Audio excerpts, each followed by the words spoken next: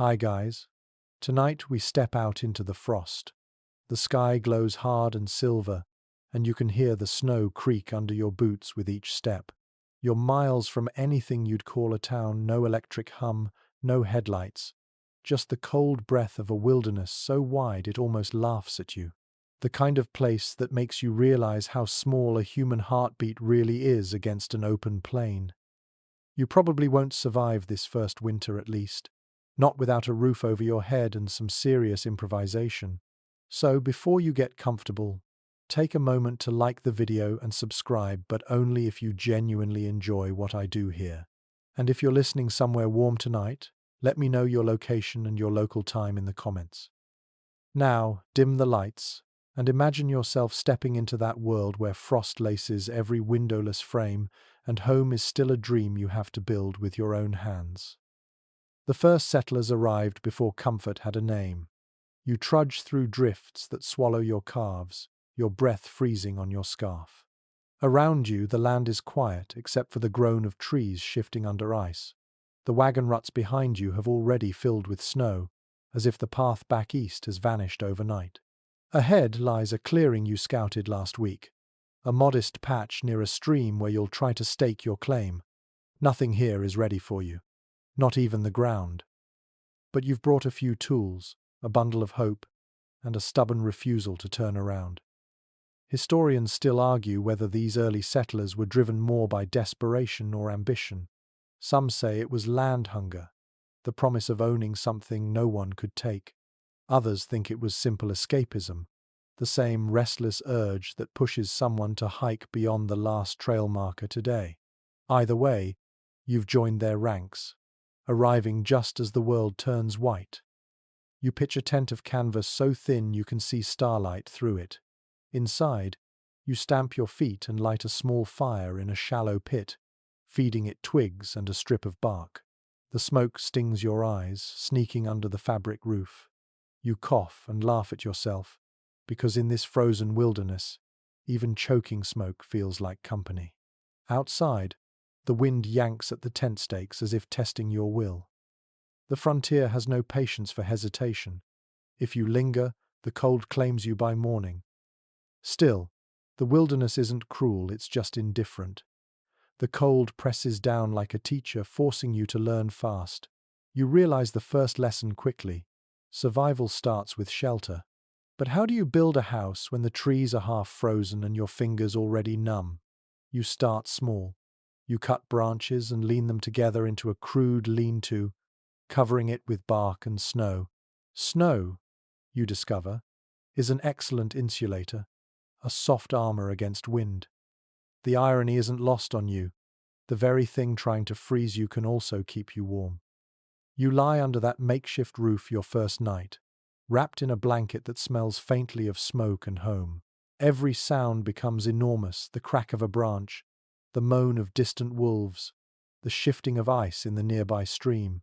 You pull the blanket tighter, feeling both terribly alone and strangely alive. Tomorrow, you'll start cutting logs. But for now, the stars look like embers scattered by some divine hearth above you. A mainstream historical fact, many frontier settlers arrived too late in the season to build before snow fell. Some froze, others dug into hillsides, making earthen dugouts like ancient cave dwellers. In parts of Kansas and Nebraska, families literally lived beneath the ground their first winter, lighting fires at the mouth of the dugout and sleeping under sod roofs that dripped condensation at dawn. You might picture that now, steam rising as they woke, hair damp but hearts beating, alive for another day. Then there's the quirky side of frontier survival. Some settlers reportedly stuffed their boots with rabbit fur and ashes, yes, to soak up moisture and trap heat. Whether it worked or just made a mess, no one's quite sure.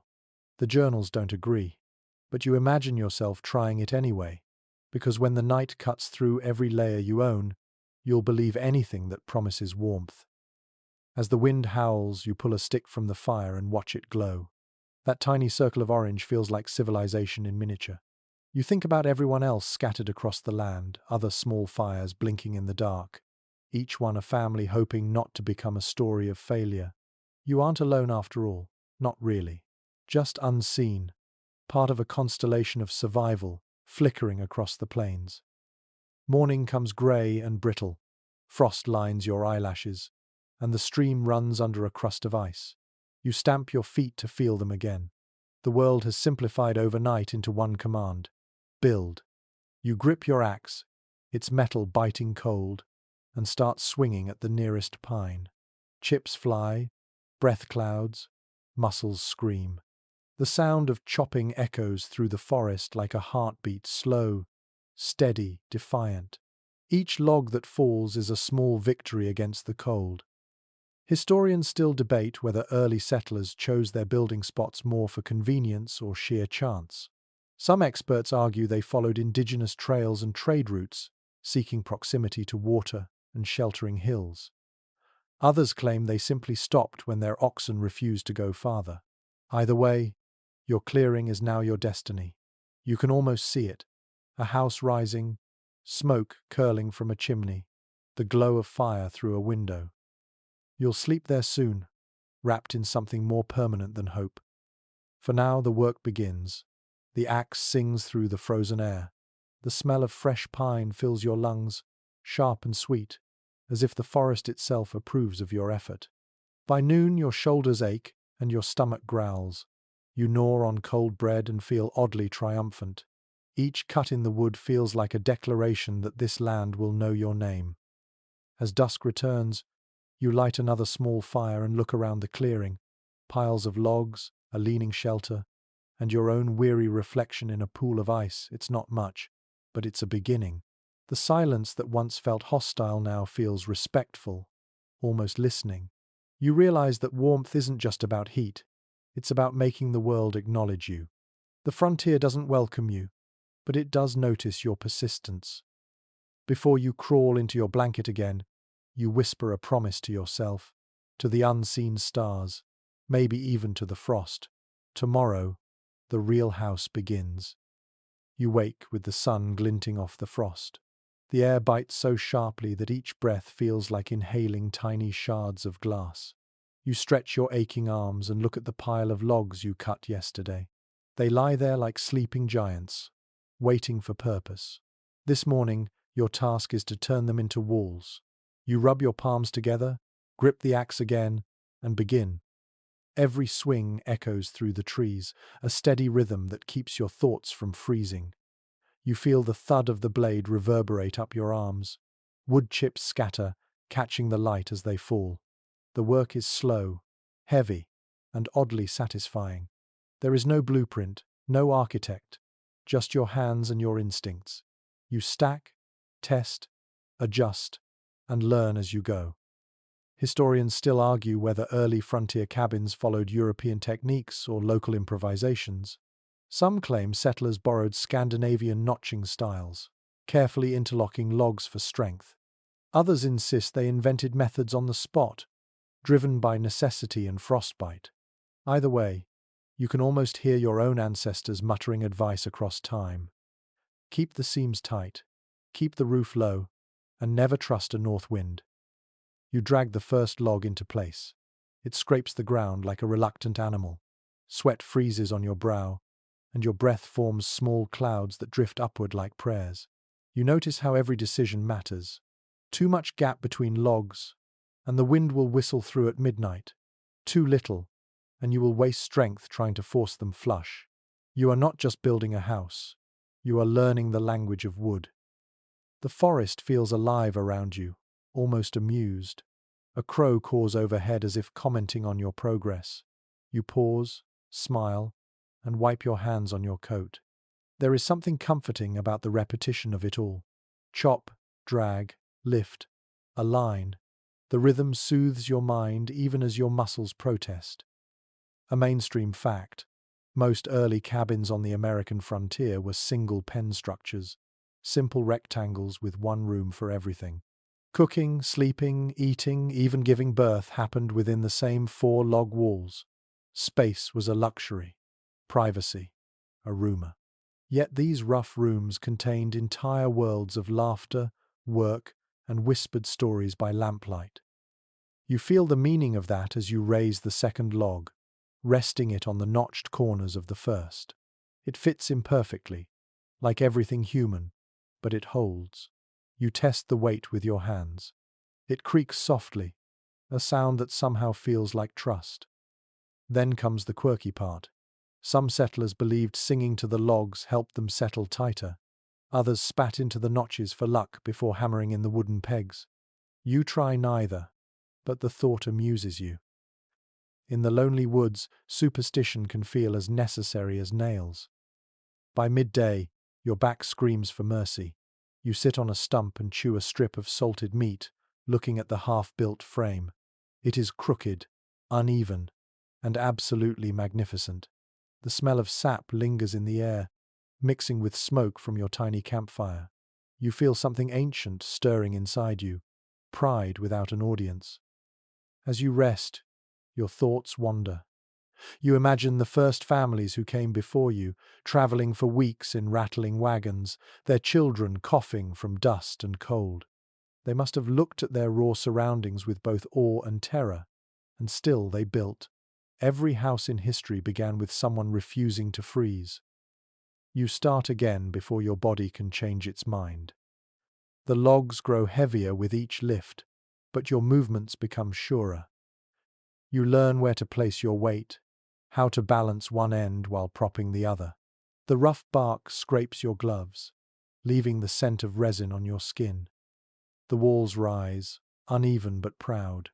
Gaps form between the logs, wide enough for the wind to gossip through. You know you will need to seal them later, but that is tomorrow's challenge. For now, you focus on alignment and strength. The work pulls you into a trance, a dance between exhaustion and determination. Historians still debate what drove settlers to build entirely by hand instead of waiting for help. Was it stubborn pride, or the sheer impossibility of delay? Maybe both. Whatever the reason, you feel it now. The act of building is its own prayer. Each log laid down is a small rebellion against the indifferent cold. Evening settles early in the forest. Shadows stretch long and blue, and the world smells of sap and smoke. You light your campfire again, sitting close enough to feel its small but faithful heat. Behind you, the walls catch the firelight, glowing gold in places where sap oozes from the wood. For the first time, it looks like a home, not yet safe, but real. You think about how many families repeated this ritual across continents, from the Canadian North to the Russian steppe, from Nordic forests to the Appalachian valleys. People everywhere once raised walls from whatever grew nearby. Each swing of the axe was a shared heartbeat of humanity. You are part of that rhythm now. Your fire cracks, sending sparks upward. You remember the sound of your first chop that morning and realize how far you have come in a single day. The trees stand silent, as if watching their fallen kin take new shape. You feel almost guilty, then grateful. The forest has given you shelter, and in return, you give it purpose. Tomorrow you will start sealing the gaps. You will learn what chinking is, and why it matters more than anyone tells you. But tonight, you let the fire burn low, the walls standing like patient guardians around your dreams. You lie down on the cold ground, your back against a log, and stare up at the stars framed by wooden corners. The sky is endless, and you are small, but your house already exists in your mind. You can almost feel the warmth of its future hearth flickering across your face. Sleep comes slow and heavy, carrying with it the scent of pine, the ache of work, and the quiet knowledge that survival begins not with comfort, but with construction. The morning smells of damp earth and pine sap. Your breath fogs the air as you step into the half-built frame of your new home. The walls stand like tired soldiers, rough and uneven, but proud in their defiance against the wind. You run your hand along the cold wood and feel the uneven texture beneath your glove. Every gap, every crack, every whisper of draft reminds you that a house is only as warm as the patience that seals it. You crouch beside the base of the wall and peer through a sliver of daylight slicing in between two logs. A cold draft seeps through, curling around your ankles. That tiny chill is a thief, ready to steal every ounce of warmth your fire can make. You need to stop it. You need to learn the art of chinking. Chinking is not a fancy word. It is survival disguised as mud. You mix what you can find. Wet clay from the riverbank, tufts of dry grass, and bits of moss scraped from nearby rocks. The texture is thick and sticky, cold between your fingers. You knead it like dough, adding small stones for strength. Some settlers used animal hair or ashes, others even mixed in straw soaked in sour milk. It sounds absurd, but the milk helped bind the clay and made it last through storms. Historians still argue whether chinking began as a borrowed European technique or a local invention refined through trial and error. Some say Scandinavian log builders brought the idea across the Atlantic. Others claim indigenous people had already perfected similar sealing methods long before settlers arrived. You do not know who is right, and you realize it does not matter. The wind does not care about origins. It just wants in. You smear the first handful into a crack. It squelches satisfyingly, filling the space like thick paint. You press it deeper with a stick, shaping it to follow the contour of the wood. The cold clay sticks to your gloves, to your coat, even to your face when you swipe your forehead. By the time you finish one wall, you look half sculpted yourself. A mainstream fact: chinking could take days, sometimes weeks, depending on the size of the cabin.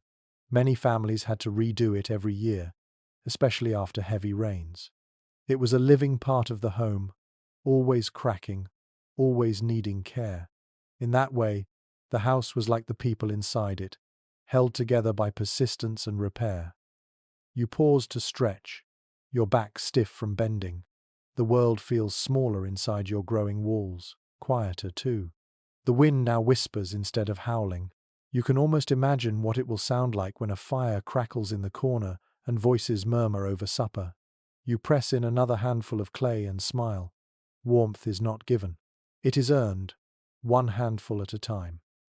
The quirky side of chinking was how personal it became. Families added whatever they had on hand. There are records of settlers using crushed seashells, feathers, and even shredded letters to fill the cracks. One diary from the 1842 mentions using the ashes of a burned Bible mixed with clay after lightning struck a barn. The writer said the walls held fast through all storms, though historians still question if it was faith or physics at work. As you work, your fingers grow numb, but your rhythm steadies. Scoop, press, smooth, move. The wall begins to look solid, its gaps dark and sealed. You step back and admire the transformation. The cabin is starting to feel less like a pile of wood and more like a shelter. You can almost see the steam from cooking pots rising inside, the shadows of people moving near the fire. Historians still debate which material worked best for insulation. Some argue moss was superior for holding heat. Others point to clay for its longevity. You realize the best material is whatever you can reach before sundown. There is wisdom in that simplicity. The day drifts on. Sunlight filters through the bare trees, catching on floating dust and flakes of clay. The smell of wet earth hangs heavy in the air, mixing with pine resin and smoke from your small campfire. Every sense feels sharpened, alive. You are no longer just a builder. You are a craftsman of comfort, sculpting warmth from mud and willpower. By late afternoon, you stand inside the nearly finished cabin, testing for drafts with your bare hand. The walls no longer breathe as much. The chill still lingers, but it feels manageable now, a muted presence instead of an open threat. You smile to yourself. You have taken one step closer to sleeping without shivering. You light the fire and sit near it, listening to the hiss of moisture burning off your gloves. The flames dance orange and gold, their light playing across the rough surfaces you have shaped. You realize this simple act, filling gaps, sealing cracks, is not just about the wind. It is about claiming a boundary between the wild and the human. Outside, the snow begins to fall again, quiet and steady. You can hear it tapping softly on the roof beams. The sound is delicate, almost kind.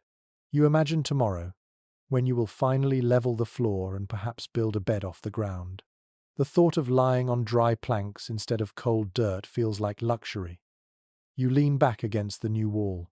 The clay cools slowly, hardening into a patchwork of grey and brown. You run your hand over it and feel the faint heat from your fire seeping through the structure. This cabin may be small, but tonight it feels like the center of the universe. You look at your hands, crusted with dried earth, and think of all the hands that came before yours. People who mixed the same clay, sang the same work songs, and hoped for the same thing, a night's rest without fear of freezing. You whisper a small thanks into the warm air. The fire pops, sending a tiny ember skipping toward the chinked wall, where it dies with a sigh. You smile and stretch your legs. Tomorrow will bring new aches, new repairs, and new lessons. But for now, you have a roof overhead, sealed walls around you, and the comforting illusion that winter is losing interest. You close your eyes, feeling the warmth spread, the silence deepen, and the first true sense of home settle over you like a thick blanket. The first night on your new floor feels like a small victory. The dirt beneath you is firm, dark, and packed smooth. You press your palm against it and sense how the cold rises from below, creeping up through your bones like a secret you cannot unlearn. The air smells of clay, smoke, and pine sap.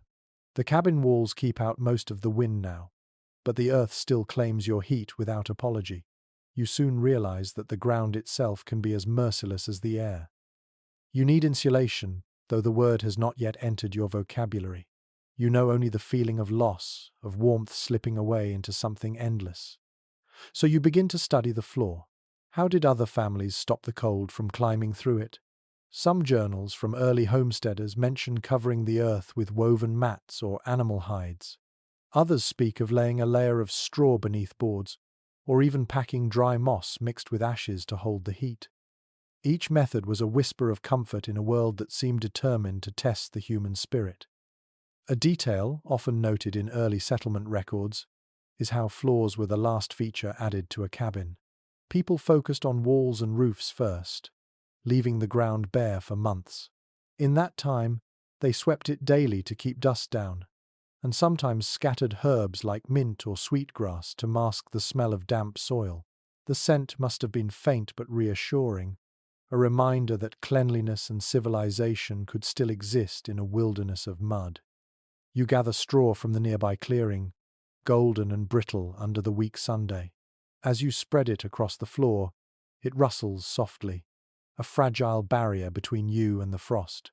You notice how sound changes with it. Footsteps muffled, echoes gone. The room feels smaller, warmer, almost alive.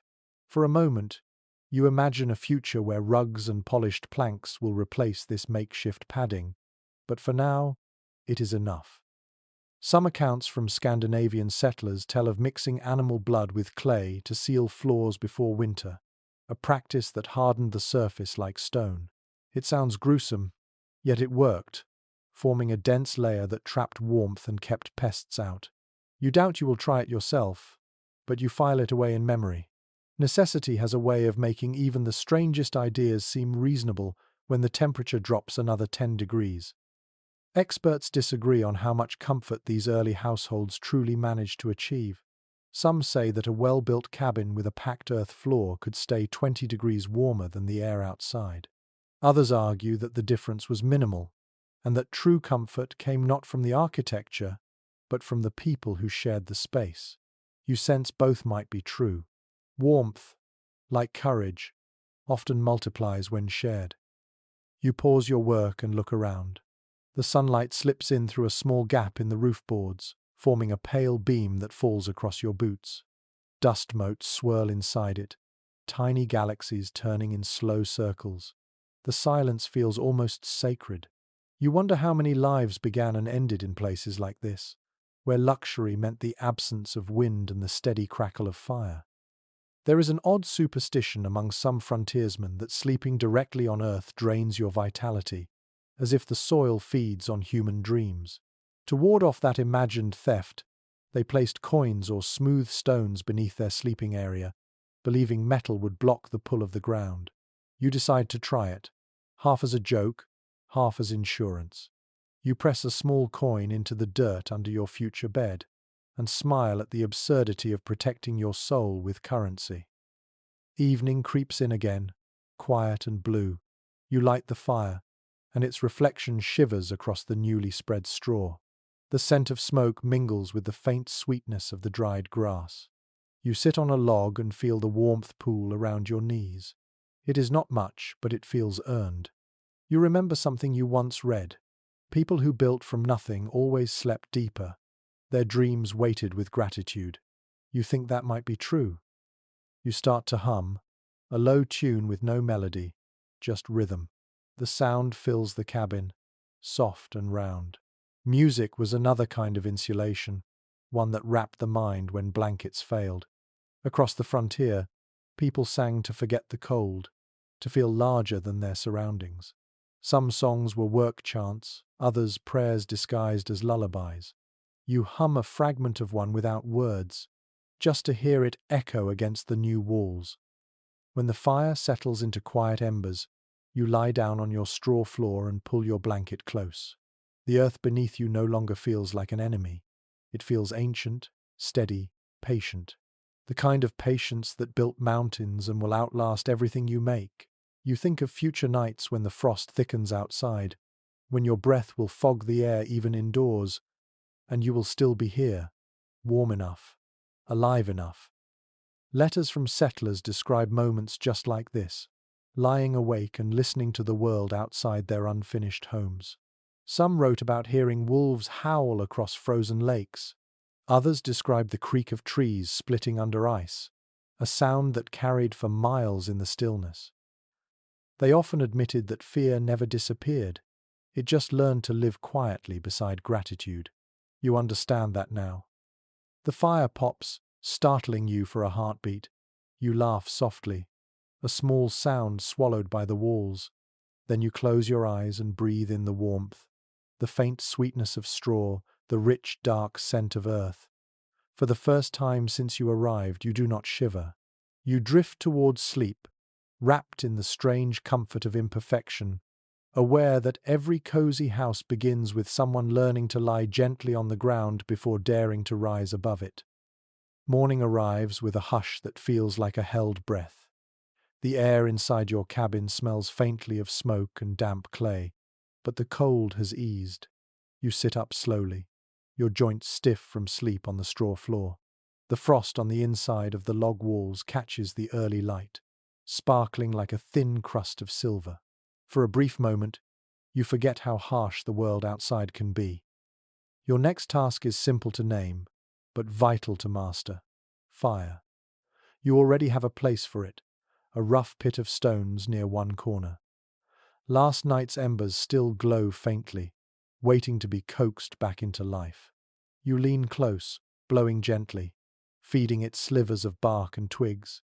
The flame grows with a small sigh, curling upward, as if grateful for attention. That faint orange light fills the cabin with the illusion of safety. The heart of every frontier home was the hearth. Letters from early families often describe it as both blessing and burden. Without it, food could not be cooked, wet clothes could not dry, and frozen fingers could not heal. Yet it was also a source of danger. A stray spark could undo weeks of labor in a heartbeat. Settlers learned to respect fire as both a servant and a rival. You spend the morning gathering stones for a chimney. The stream nearby offers a mix of flat shale and rounded granite.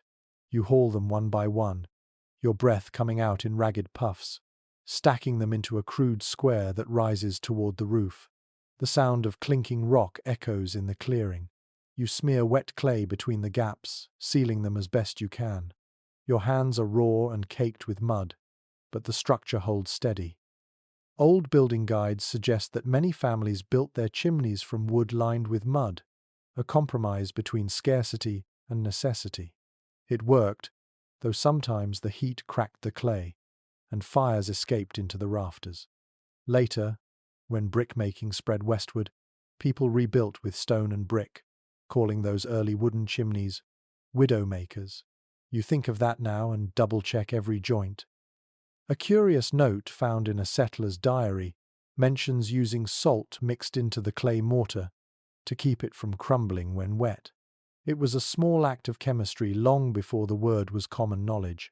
You decide to try it, sprinkling the salt like seasoning between stones, amused at how the line between cooking and construction often blurs out here.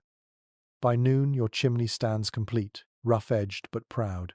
You light a fire beneath it, watching the smoke rise, twist, and vanish through the narrow opening above. For a moment, you hold your breath, waiting to see if the draft will draw properly. The flame steadies, the smoke flows upward instead of filling the room, and you exhale in relief. The cabin smells clean for the first time, touched with that ancient perfume of burning wood. Some researchers believe the placement of a hearth defined the entire layout of a home. In colder regions, people built them centrally so that the heat reached every wall. Others pushed them to one side, allowing for storage or sleeping space behind. You had no guide but instinct, and it seems to have served you well. You sit beside the fire now, palms stretched toward it, feeling life return to your fingers. There is a folk saying among the old pioneers, if the smoke leaves straight, the house will hold steady. You glance up, following the line of grey rising from your chimney. It curls gently, steady as a thought, before slipping through the roof. You smile. The house approves of you today. With warmth comes imagination. You begin to picture where your bed might stand, where a small table could go. The bare space starts to feel shaped by intent. You reach for your knife and carve a small notch into one of the logs, a marker of progress. This place is changing from shelter to home, from accident to design. As the day fades, the wind rises again. You sit by the fire, feeding it branches and broken twigs. Outside, the snow drifts against the cabin walls, muffling the sound of the world. The roof creaks, the logs groan, but inside, you feel the calm that comes from building something that fights back against the cold. There is an old argument among historians about whether settlers truly understood how to ventilate their homes properly. Some claim they did, citing evidence of vent holes and adjustable shutters. Others argue most cabins were smoky, stifling places, with children coughing through long winters. You lean toward the latter view, judging by the thin veil of smoke that still hangs near your ceiling. Yet even that haze feels homely. In many families, keeping the hearth fire alive through the night was a sacred duty. They would cover the embers with ashes before bed, preserving them until morning. Rekindling the flame became a quiet ritual at dawn. Sometimes, if the fire went out completely, neighbors would walk miles to share a burning stick from their own hearth, carrying it in a metal pan like a secret treasure. You picture that scene now, a glow of shared humanity flickering across frozen hills. The cabin crackles with warmth as the night deepens. Shadows dance along the walls, flickering shapes that mimic ghosts of builders past. You listen to the low hum of burning wood and think how the same sound once echoed across every frontier. Fire was language, comfort, and calendar. Its steady pulse marked the passage of seasons better than any clock. Before you lie down, you cover the coals with ash, whispering a small thanks as you do. The cabin feels alive now, its heart beating softly in the dark. The air tastes faintly of smoke, but also of promise. You stretch out on your straw bed, warmed by your own effort, soothed by the rhythmic whisper of the flames. Outside, the snow continues to fall, blanketing the world in silence. Inside, you drift into sleep, wrapped in the gentle pulse of your first true hearth, a small fire standing guard against the endless winter beyond your door. The dawn sneaks in softly, painting your cabin walls in faded gold. Smoke still hangs faintly in the air, a memory of the night's fire. You stir from sleep and stretch your arms, feeling both stiff and satisfied. The warmth that carried you through the night has settled into the wood itself. You can almost sense it humming quietly, like the heartbeat of the house. You kneel beside the hearth and brush away the ashes. Beneath them, a few coals still glow red, pulsing with hidden life. You smile and feed them a handful of kindling. Soon the fire wakes again, crackling with cheerful defiance. The small flames flick upward, wrapping the logs in light. You realize you have mastered one of the frontier's greatest skills, keeping fire alive not just through the day, but through the endless cold of night. It was a common belief among settlers that a house's fire should never die completely. Many families treated it like a guardian spirit. Diaries from the 1830s mention people whispering short prayers when tending to the coals, as if addressing an old friend. Others left small offerings, such as a pinch of salt or a scrap of bread, tossed into the hearth before sleeping. You find something comforting in that habit. Fire was more than heat, it was the soul of the home. To make the most of it, you need to learn how to sleep near it. Beds placed too close risked catching stray sparks, while those too far away left sleepers shivering before midnight. Some families built raised platforms, their surfaces lined with straw or cloth, so that they could rest within the fire's warmth without lying on the cold floor. You decide to try something similar. You gather leftover logs, stacking them low and steady. Across the top, you lay a few rough planks and cover them with straw. It is simple, but when you lie down and look at the fire, the new height makes all the difference. The heat reaches your face evenly, the light flickering across your closed eyelids. You imagine generations before you doing the same, arranging themselves like planets around a small Sunday.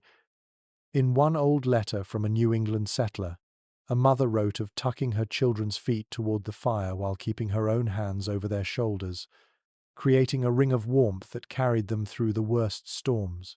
She called it the circle of keeping. It was less about architecture and more about love, but the result was the same. Everyone survived the night. When you think of that image, you feel a gentle ache for something you do not yet have. Perhaps one day, your own laughter will echo inside these walls. Your own stories will rise with the smoke. For now, the crackle of burning pine is your only companion, but it feels enough. You experiment with the fire, feeding it small branches at intervals, learning the rhythm. Too much wood, and the heat becomes choking. Too little, and the chill creeps back instantly. Somewhere between control and surrender lies the art of warmth. Archaeological evidence from old homesteads shows how people used stones and iron pots as primitive heat storage. They would place heavy rocks near the fire, then carry them to their beds to radiate warmth through the night. You decide to try that too. The stones hiss softly as you set them near the flames, drinking in the heat. When you move one to your bedding later, its warmth spreads slowly, steady and comforting. The trick works. A curious custom mentioned in northern diaries describes using heated bricks wrapped in flannel to warm beds. In some cabins, children were told to thank the brick before sleeping, calling it the quiet friend. That small ritual turned survival into ceremony. You smile at the thought and whisper the same gratitude to your stone before settling it beside your straw bed. Outside, the wind moans across the trees, a reminder that comfort is always borrowed from the elements. You listen to it for a while, your eyelids heavy, the fire painting the room in gentle amber. The cabin feels smaller now, enclosed by warmth and sound. The logs creak occasionally as if stretching. You think about how fragile it all is, yet how perfectly sufficient. Researchers often debate whether early settlers truly slept well through winter or simply endured it. Some evidence suggests they rose often through the night to feed the fire. Others believe their bodies adapted, sleeping in cycles of warmth and wakefulness. Either way, you suspect rest was measured not by hours, but by moments of stillness like this, when the world outside fades and the hearth becomes the center of everything. You roll to your side, facing the flames. Shadows slide along the walls, slow and fluid. The light dances across the clay chinking you pressed days ago, revealing tiny cracks that you'll patch later. For now, you let them be. Imperfection belongs here. You breathe deeply, filling your lungs with the mingled scents of smoke, pine, and damp straw. The rhythm of your breath merges with the soft sigh of the fire. It strikes you then how every civilization, in every climate, once shared this same intimacy with flame. From ancient steppe tents to Arctic huts, the first warmth each night came from hands coaxing a spark into light. Fire was the thread that stitched humanity together across oceans and time. You are part of that lineage now. The wind outside fades for a moment, replaced by a deep silence. Snow must be falling again, thick enough to hush the forest. You close your eyes, letting the soundless white world wrap around you. The fire hums softly. Stones radiate heat at your feet, and the cabin feels like a heart beating against the frozen earth. You do not notice when you drift into sleep. The last thing you remember is the glow of embers reflected in the clay, a flicker that looks almost like breathing. For the first time since you arrived, you sleep deeply, without interruption, as if the house itself is watching over you. You wake to a morning wrapped in quiet. The fire has burned down to a faint red core, glowing like the last heartbeat of the night. Frost glitters along the small window openings, sketching lace patterns across the oiled paper panes. The air is cold enough to see your breath, but the cabin still holds a thin pocket of warmth that feels miraculous after so many nights in the open. You sit up slowly, listening to the wood creak as it settles. Today's task is one of comfort rather than survival. A proper bed. Your straw mat has served its purpose, but you dream of something that lifts you farther from the ground and feels a little less like sleeping on stored kindling. Every frontier family, at some point, faced the same challenge. There were no furniture stores waiting down the trail, no wagon load of soft mattresses on the way. Beds had to be imagined into existence from whatever the land offered. Letters and inventories from early cabins describe an astonishing range of ingenuity. Some beds were nothing more than saplings bent into a frame and lashed together with rawhide. Others used split logs, bark still clinging to the edges, arranged into rough rectangles. Nails were rare and precious, so most joints relied on wooden pegs or tight rope knots. You picture your own frame forming, a puzzle of patience and balance. You step outside to gather materials. The air is sharp and dry, the sky pale as porcelain. The trees stand silent except for a distant tapping, perhaps a woodpecker announcing breakfast. You pick a few straight saplings and drag them back to the cabin. The smell of pine follows you like a good omen. Inside, you measure with your hands, cutting each piece to fit. The sound of your knife shaving wood becomes a kind of rhythm, almost musical. In one collection of pioneer journals, there is a mention of something called a rope bed. Instead of solid planks, ropes were woven in a crisscross pattern to support a mattress. The cords sagged over time, so people tightened them with a small wooden peg each morning, giving rise to the saying, "Sleep tight." You decide to try your own version, using leftover hemp cord from your supply bag. The work is slow, but when you finish, the web of rope looks sturdy and neat. You test it carefully, easing your weight onto it. It dips, then holds. The gentle give feels luxurious compared to the hard ground. You laugh quietly at how easily comfort can shift its definition. A few ropes and some patience, and you have achieved what once felt impossible. A note found in the archives of an early Wisconsin homestead mentions that settlers stuffed their mattresses with dried leaves, corn husks, or straw, depending on the season. Sometimes they mixed herbs such as lavender or sage to deter insects and disguise the smell of dampness. You imagine the scent filling your cabin and decide to try something similar. You gather handfuls of straw and crush dried spruce needles into it, their sharp fragrance clearing the air. There are still arguments among historians about what sleeping materials worked best. Some claim straw was warmer but flattened too quickly, while others insist on corn husks for their springiness.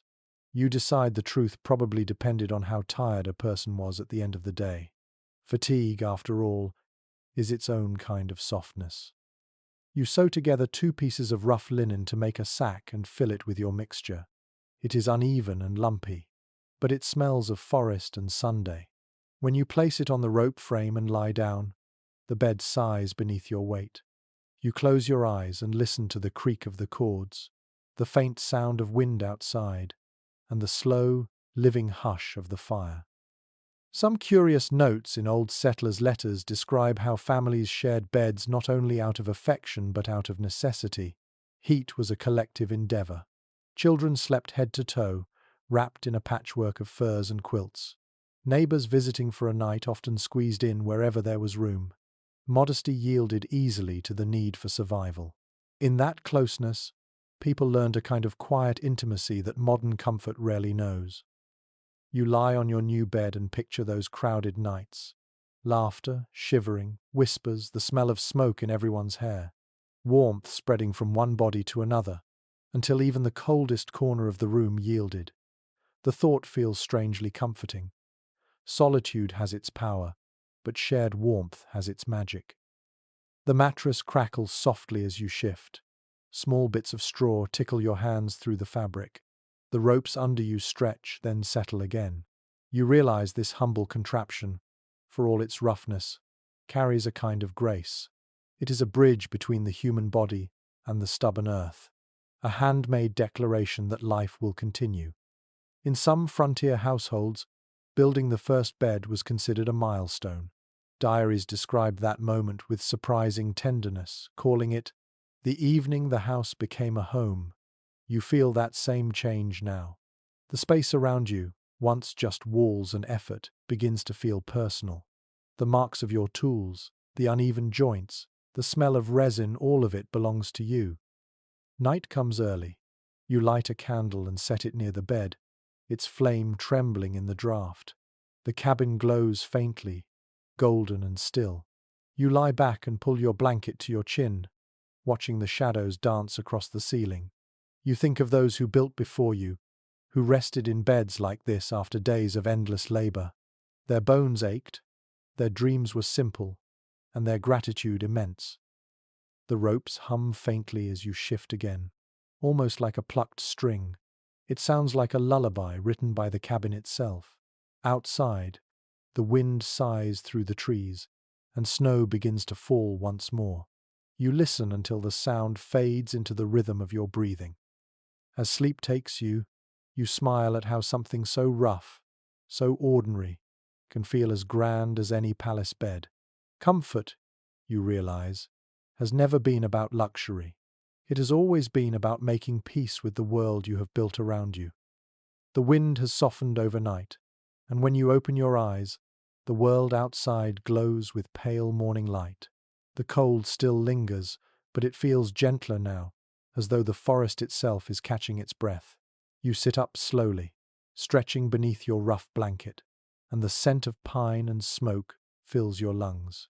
Your bed held through the night, and your body feels rested in a way it has not for weeks. The next step is warmth that travels beyond the fire's reach, blankets.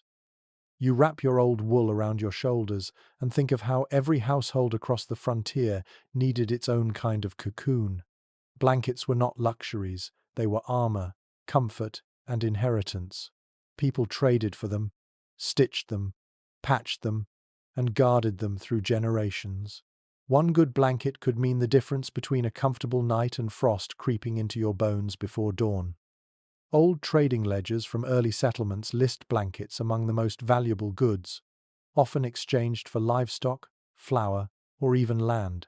The best came from factories back east or from Hudson's Bay traders, woven thick and striped in bold colors. Families prized them as if they were currency. When one began to fray, it was mended until only threads remained. Nothing warm was ever thrown away. You think of the cloth scraps tucked in your pack, the old shirt too thin to wear, the strips of sackcloth that once held grain. Your fingers trace the edges, already planning. Every frontier quilt began this way, not as decoration but as necessity. Yet over time, these patched layers became something more, a story told in fabric. A letter written by a woman in 1847 describes sewing by candlelight while snow howled outside, her hands raw from cold, her children asleep nearby. She wrote, "Each square is a day survived." You imagine her bent over her work, needle flashing, creating warmth from nothing but endurance. The thought humbles you. You gather what cloth you can, spread it across the table, and begin to cut. The scissors scrape softly, rhythmic and soothing. Bits of faded blue and rough brown fall around your feet. You stitch them together with uneven but determined hands. The fabric grows slowly, rough patches meeting smoother ones, mistakes hidden inside seams. You are not aiming for beauty, but something like memory. Archaeologists who studied preserved quilts from the 19th century found that some were lined with layers of newspaper for extra insulation. The ink would sometimes bleed through, leaving ghostly words across the cloth headlines about wars, runaway horses, or advertisements for new sewing needles. You wonder if those faint letters brought a sense of the wider world to whoever slept beneath them. A journal fragment from a traveling tinker mentions that some families used animal hides instead of cloth. Bear or deer skins were stretched and softened with tallow, their smell lingering long after curing. He wrote that a cabin with fur bedding was a den of survival, both wild and civilized at once. You picture that now? The mix of musk and smoke, the warmth rising thick and heavy. Experts continue to debate whether handmade quilts or furs provided better insulation. Some say the layered fabrics trapped body heat more efficiently, while others argue that nothing matched the natural warmth of hide. You decide that the best choice is whatever feels like comfort when the night comes. You work through the afternoon, sewing by the light that spills through your small window. The cabin smells of thread and faint smoke, the fire still humming quietly. Your fingers ache, but the rhythm of the needle steadies your thoughts. Each stitch feels like a connection to every pair of hands that ever worked through winter, stubborn and hopeful. When evening falls, you spread the finished blanket across your bed. It is heavy and uneven, a patchwork of history and invention. You press your hand to it and feel a faint warmth left from your labor. It looks humble, yet in its own way magnificent. You pull it around your shoulders, and the cabin feels softer instantly, its hard edges dimmed by comfort. Diaries from settlers often speak of how families gathered around fires wrapped in shared quilts, telling stories until sleep took them one by one. The quilts themselves became chronicles, each patch a reminder of a shirt worn by a father, a skirt sewn by a mother, a scrap from a child's sleeve. You think about that, about how warmth can carry memory in its threads. Outside, snow begins to fall again, fat flakes drifting slowly in the dim light. You sit near the fire, your new blanket draped around you, and listen to the world hush. The sound of burning wood mixes with the faint whisper of snow on the roof. You feel an odd peace settle over you, one that belongs neither to the past nor the present. You pull the blanket tighter and stretch out on your bed. The firelight paints soft shapes across the walls. The smell of pine and fabric fills the room. You think of all the people, known and forgotten, who once did this same thing curled up, listening to winter breathe against their walls, waiting for morning. Somewhere in the distance, a wolf calls. The sound is long and mournful but strangely beautiful. You do not feel fear, only connection. You are part of the same wilderness now, resting under the same stars, surrounded by the same cold. But unlike the wild things, you have fire, walls, and the gentle weight of a handmade blanket pressing warmth against your chest. Sleep comes quietly, like snow covering the ground. You drift off with the scent of smoke and fabric in your hair, dreaming of color and texture and the comfort of things built by human hands.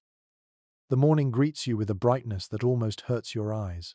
Frost has crept across your small window again, tracing new, fragile constellations in the thin sheet of oiled paper.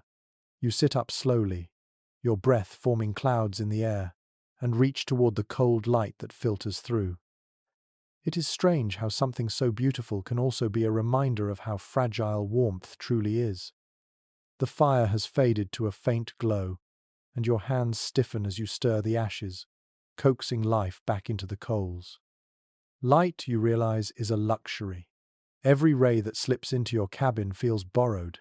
A good window can make winter survivable, but only if it does not steal away the heat you fought to keep. You walk toward your small window opening, touch the edges, and feel the chill seeping through. The oiled paper rustles softly, translucent and amber in the light. It does not let in much of the outside world, but it gives you enough a reminder that day still exists beyond your wooden walls. Accounts from early settlers describe the struggle to balance light and warmth. Glass was expensive, fragile, and rare in the far territories. Many cabins had no windows at all, only shutters that were opened briefly during the day and sealed again before dusk.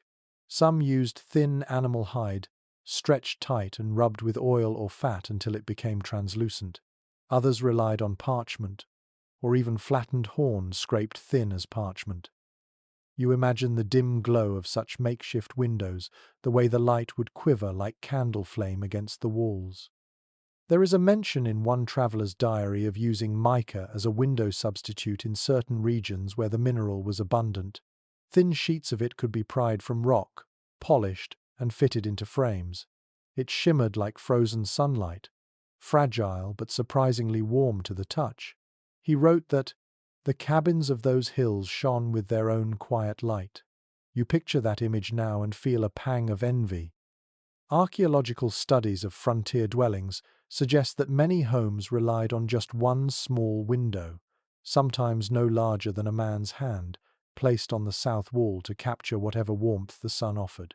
Builders learned from experience that even a single hole for light could become an invitation for frost.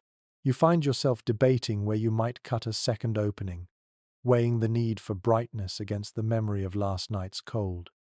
You decide to leave the window as it is and instead improve what you already have. You mix a small batch of clay and moss, pressing it around the frame to block the drafts. Your fingers sting from the chill, but the task feels almost meditative. The smell of damp earth fills the cabin again, grounding you in the rhythm of maintenance that defines this life. A letter from an early settler woman describes how she would sit by her small window every morning to read her Bible by the weak light, wrapping herself in a shawl as frost gathered on the inside of the glass. She wrote that she loved those moments, that the light felt more sacred for being so rare. You understand her sentiment now, the quiet gratitude for something simple yet vital. Another record tells of children who decorated their oiled paper windows with soot drawings, tracing trees, stars, or crude faces on the thin surface. The images would blur when the frost melted and reform again by nightfall, living art that changed with the weather. You smile at the thought of such small acts of joy in a world so harsh. There is still disagreement among historians about how effective these makeshift windows really were. Some say they trapped heat surprisingly well. Others believe they were little more than symbolic, a gesture towards civilization. You do not need an argument to know their worth. The light that touches your cabin each morning feels like a reminder that you belong to something larger than the snow. You sit beside the window now, watching the day unfold through its hazy pane. The forest outside is still and bright. The snow sparkles where the sunlight hits it, turning the ground into a shifting mirror. For a moment, the world feels entirely silent, as if holding its breath along with you.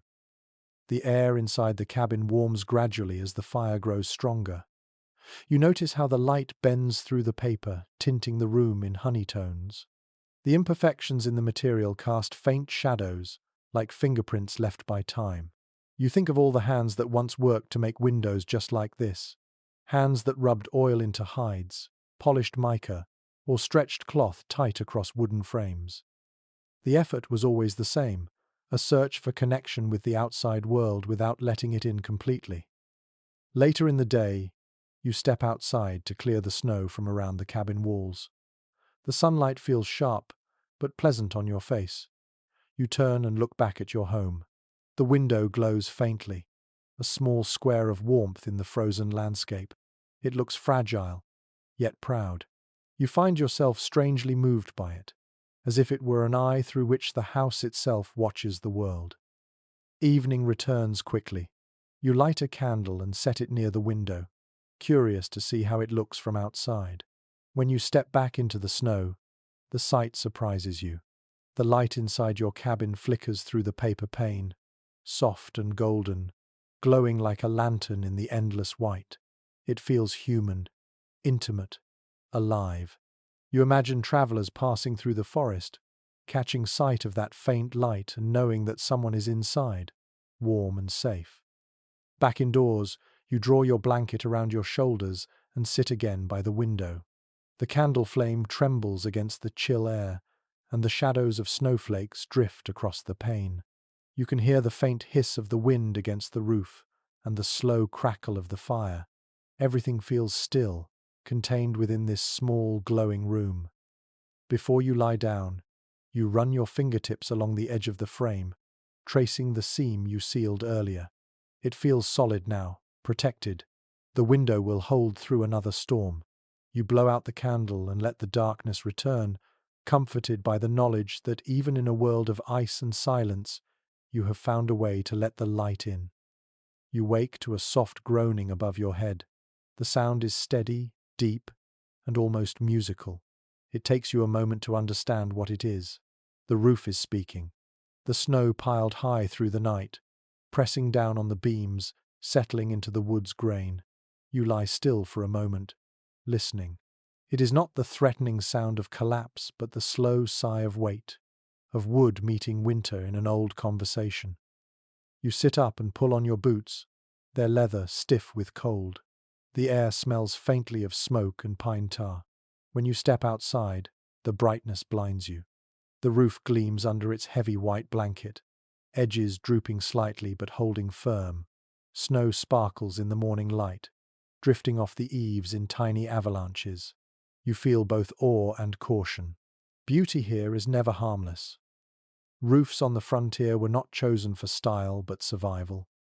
Builders used what the land offered: cedar shingles, pine planks, sod, or even bark stripped from nearby trees. Some families layered dried grass between boards for insulation, while others covered rafters with soil to keep the heat in. Each method carried its own risks. Wooden shingles leaked, sod roofs sprouted weeds in spring, and bark curled in the heat of summer. Yet every roof held one promise: it would endure the storm.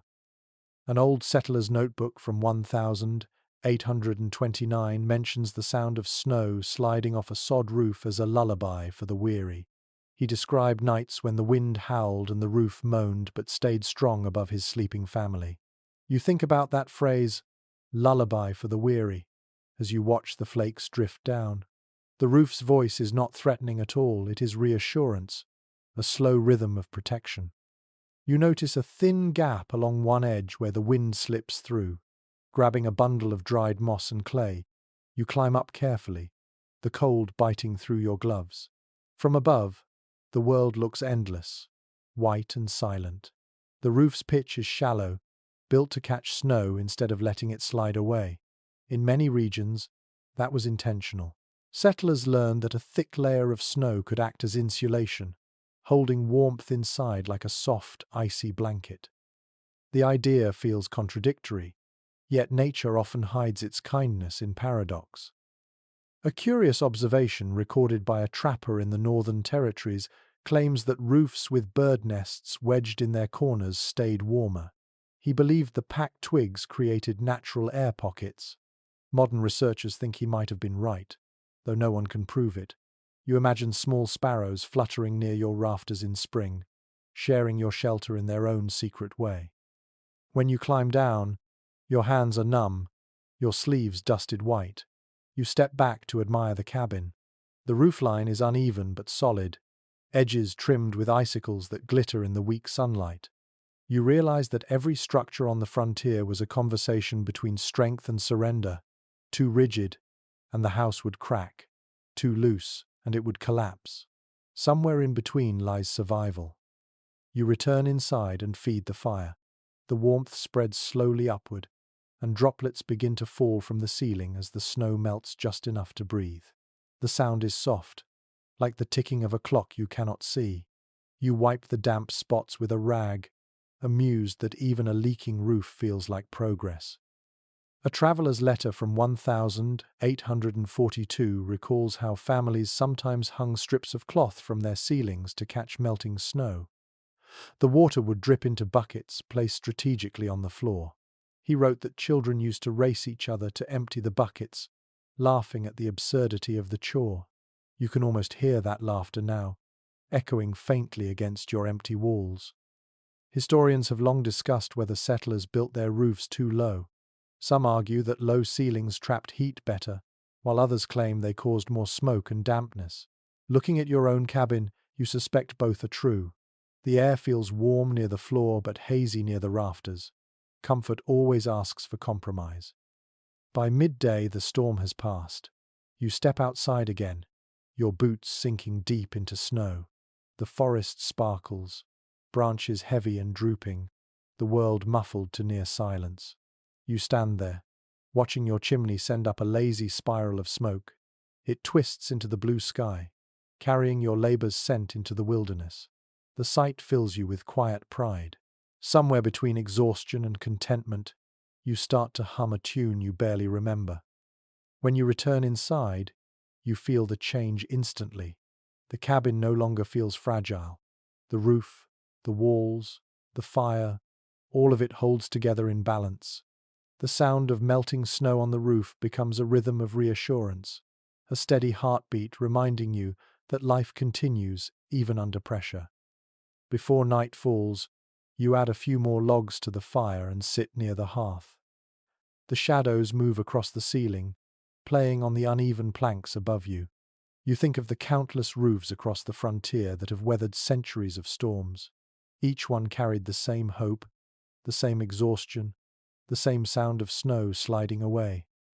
The light fades slowly, turning the window pale blue. Outside, the temperature drops again, but the roof remains steady. You listen to its faint creaks and sighs, each one a promise that it will hold through another night. You lie down on your bed, the fire still murmuring softly beside you. The warmth of the room feels earned, the kind that seeps deeper because it has been fought for. Above you, the roof whispers once more, a tired guardian humming to itself. You close your eyes and let its music carry you towards sleep, the steady rhythm of snow and wood merging into the sound of rest. When morning breaks, the cabin is full of scent, not the sweet smell of bread or fresh-cut flowers, but something more primal. Smoke, sap, damp wood, and faint traces of char. It clings to your clothes, to your skin, to the air itself. You breathe it in and realize this is what home smells like on the frontier, a mix of creation and survival. You sit near the hearth, rubbing warmth into your hands. The smoke curls lazily upward, tracing the patterns of the ceiling. It is a living thing, shifting and whispering, filling the space between silence and sound. For the first time, you notice how much your body has come to rely on this scent. It tells you the fire is alive, that life itself continues in this small wooden world. Travel diaries from the 19th century often mention the same smell. Some writers called it the perfume of civilization. They claimed that after a week of open plains, catching the faintest whiff of wood smoke meant safety, food, and human presence. Others complained bitterly, saying the odor never left their clothes, that even in spring, their coats carried the ghost of winter's fires. Both were true. Smoke was both blessing and burden. You open the door slightly, letting in a thin stripe of cold air.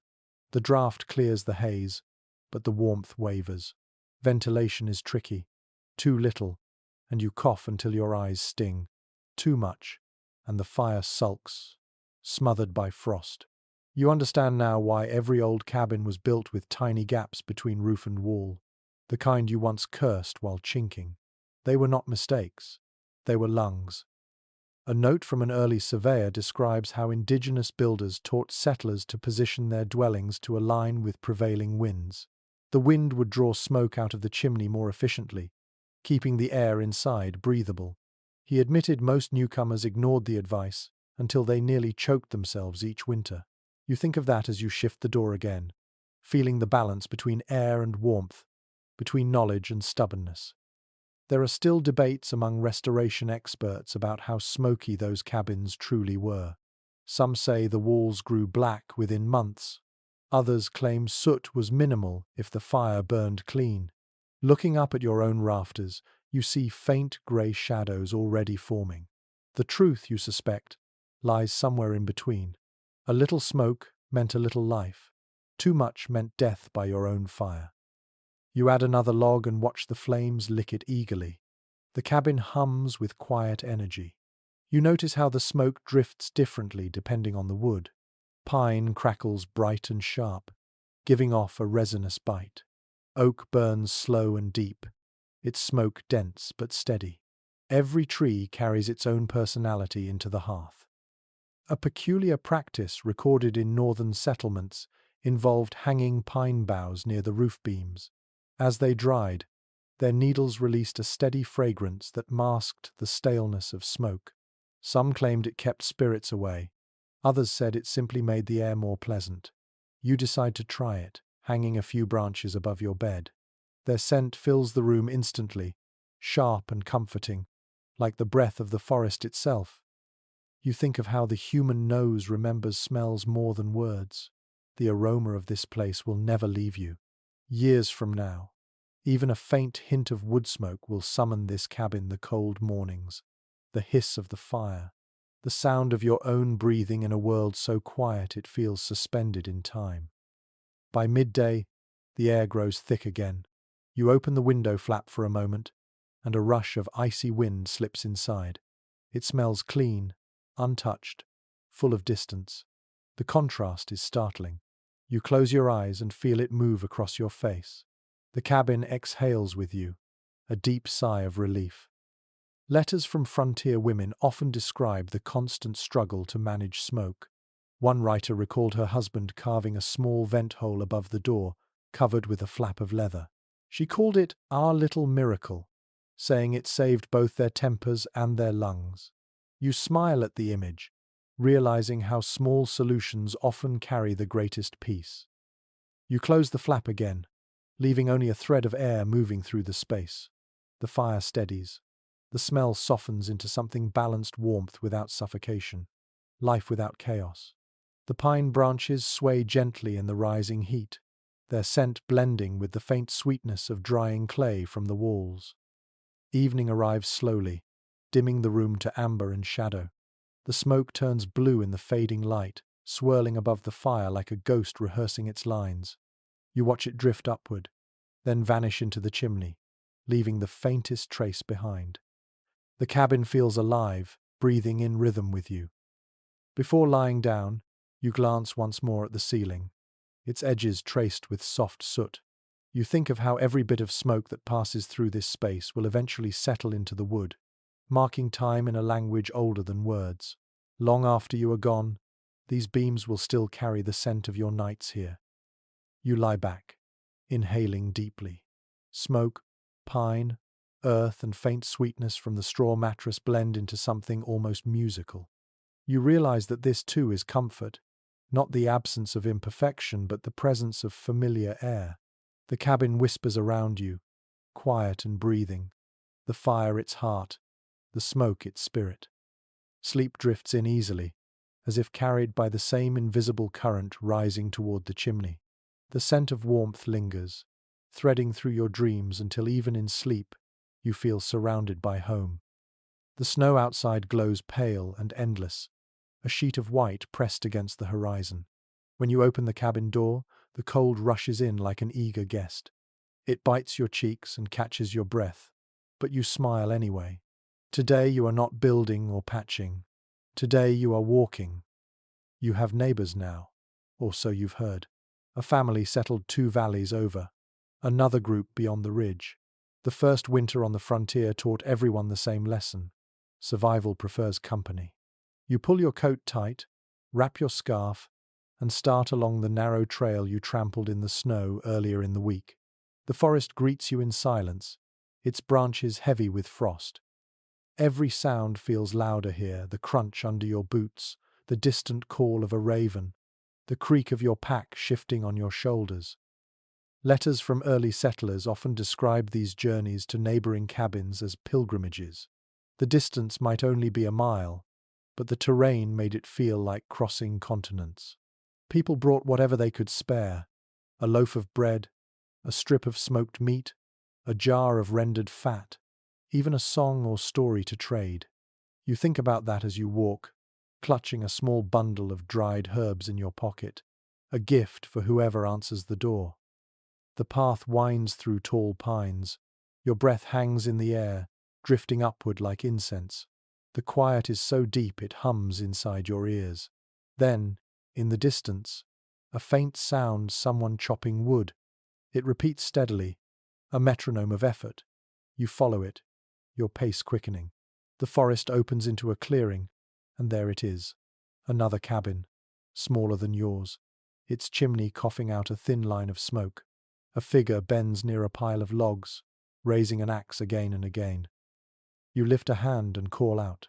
The sound startles a bird from the roof, but the man turns, squints, and smiles. His beard is thick with frost, his breath steaming in the air. He waves you closer. Within minutes, you are by his fire, warming your hands on a cup of something that smells faintly of apples and smoke. His wife emerges from the doorway, cheeks pink from the heat of the hearth, and nods in greeting. She is wary but kind, the sort of kindness born from shared hardship. A journal from a trapper once described these early meetings as half relief, half caution. Every stranger could mean danger or salvation, yet most encounters ended the same way, with shared food and stories told beside the fire. The hunger for company was stronger than fear. You feel that hunger now as you talk, your words tumbling easily after so many days of silence. The couple tells you about the others scattered across the valley. There is a widow with 2 grown sons building a barn near the creek, and an old man who traps in the hills. In spring, they say, everyone gathers for a shared meal, each family bringing something from their small store.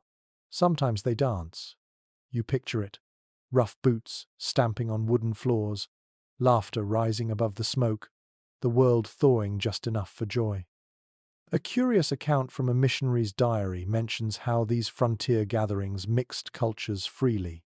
Settlers, trappers, and indigenous families traded songs and stories by the same fire. One record describes a night of shared music where no one understood the other's words, but everyone clapped in time. The writer called it a brief truce against the wind.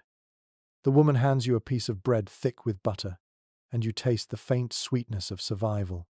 The fire crackles, its warmth wrapping you like a quilt. You listen to her talk about the storms, the way the wind howls down from the north and makes the roof tremble. She says sometimes she sings over the sound, just to remind herself that human voices still exist. You promise to visit again, to bring something for her children once the thaw begins. Historians often debate whether these early frontier communities were driven by necessity or genuine fellowship. Some claim people helped each other only when trade required it. Others insist the isolation made generosity instinctive. Watching this family move together, he tending the wood, she kneading dough, the faint murmur of children inside you feels certain that kindness was survival itself. As the afternoon light begins to fade, you rise to leave. The woman wraps a strip of cloth around your herbs, adding a small pouch of salt to your hand. She says it was once worth more than gold in these parts. You thank her and step back into the cold, the warmth of her fire lingering on your skin. The walk home feels easier. The snow crunches rhythmically beneath your boots. The forest seems less empty now, every distant wisp of smoke a reminder that other hearts are burning nearby. You imagine the map of fires stretching across the land, each small flame defying the endless cold. When your own cabin comes into view, you stop and turn once more toward the valley. Somewhere out there, laughter is echoing through another set of wooden walls. You feel part of something larger, something quietly magnificent. Inside, the familiar smell greets you: smoke, pine, and a hint of ash. You hang your coat by the door and stir the coals in your hearth. The fire leaps up, answering you like an old friend. You sit by it, unwrap the cloth the woman tied for you, and sprinkle a little salt into the flames. They spark briefly, hissing with life. For the first time, the cabin feels less like a fortress, and more like a node in a network of human light. You are no longer just one person fighting the cold. You are part of a constellation of warmth, flickering across the wilderness, each spark whispering the same message into the frozen air. We are still here. You stretch out your hands to the fire and close your eyes. The world outside is cold, vast and wild, but it no longer feels empty. It feels alive, and you belong to it. Night comes early again, blue and quiet. The air outside freezes with a brittle edge, while the fire inside the cabin breathes in slow, glowing sighs. You tighten your new quilt around your shoulders and look toward the corner where the children would sleep if this place were full of family. It feels empty now, but the imagination fills what the world withholds. You can almost hear their laughter echoing faintly through the wooden walls. On the frontier, children were warmth in more ways than one. Diaries from settlers often describe the nightly ritual of tucking little ones beneath layers of patched quilts, sharing breath and body heat. In cabins with only one room, everyone slept close together. Babies were wrapped in shawls and laid near the hearth, while older children curled up beside each other like nesting birds. That closeness was less about affection and more about necessity, yet it created a tenderness that would be remembered long after the frost was gone. You stir the fire, and imagine those evenings. A mother humming softly while she mends socks, a father carving a small toy by firelight, a child whispering a story to delay sleep. The flickering shadows across the walls would become part of their dreams. You picture it so vividly that the silence around you feels full of ghosts. Letters from frontier families reveal how sleep was a communal act, not just rest but reassurance. One woman wrote that she could not fall asleep until she heard the slow breathing of every person under her roof. That rhythm, she said, was her prayer. You think of that phrase, the prayer of breathing, and it lodges somewhere deep in your chest. Even when warmth was scarce, imagination supplied what the body lacked. A few records describe families heating stones in the fire, wrapping them in cloth, and placing them at the foot of the bed to keep the children's toes warm. Others tucked baked potatoes under the covers, to be eaten cold the next morning. It was practical magic, the kind that turned dinner into comfort and comfort into memory. You rise and walk to the hearth, stirring the embers again. The coals shift and glow, sending up thin ribbons of smoke that curl toward the roof. The fire's glow reminds you of the stories told to keep fear away. Frontier parents often softened the edge of winter with tales about foxes that guided lost travelers, about stars that followed good-hearted wanderers home. Some stories were borrowed from older traditions, some invented out of necessity, but all of them carried the same quiet message. The world is vast, and you are small, but you are not alone. You remember reading once about a child's diary from the 1860 seconds, kept through one of the hardest winters on record. The girl wrote about her father reading aloud each night from a single book they owned, his voice soft, the words fading as the fire dimmed. She said the pages smelled of wood smoke and hope. Historians still study that diary for its glimpse into ordinary resilience, but what you recall most is that line about the smell of pages. It feels universal now, even here. The fire snaps sharply, bringing you back to the present. You kneel and adjust the logs, then carry your blanket and sit near the wall. The cabin hums with quiet contentment. The air is thick with the scent of pine and the faint sweetness of straw. You can almost believe that children's laughter still lingers in the corners, that unseen lives once filled this same space. You think about how people measured wealth differently then, not in coin, but in quilts, shared meals, and sleeping bodies. Warmth itself was a kind of currency. When a family welcomed guests, they gave them the warmest spot near the fire or the thickest blanket they owned. Hospitality was survival, and kindness was insurance. Some anthropologists studying early settlements suggest that those cramped nights of shared sleep built a kind of unspoken empathy among families. When you spend winter pressed shoulder to shoulder, you learn the rhythms of another heartbeat, the weight of trust. It is a theory that makes sense to you now, sitting alone with your fire. Solitude keeps you safe, but it also reminds you of everything warmth truly means. The night outside deepens.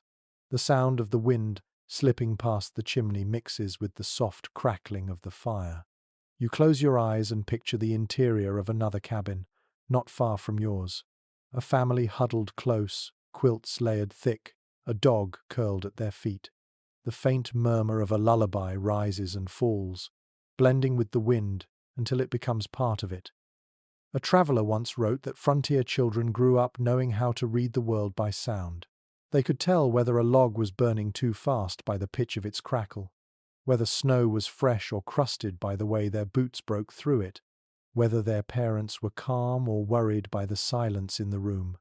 Those children carried that sensitivity all their lives, shaped by seasons that spoke in whispers instead of words. You lie down again and pull your blanket up to your chin. The bed creaks softly, echoing the rhythm of the fire. The air feels heavy with stillness, the kind that precedes snow. You think of all those families across time, all those small hearts beating together in wooden rooms, finding warmth in shared breath. You close your eyes and imagine a small hand slipping into yours, the phantom touch of generations long gone but never forgotten.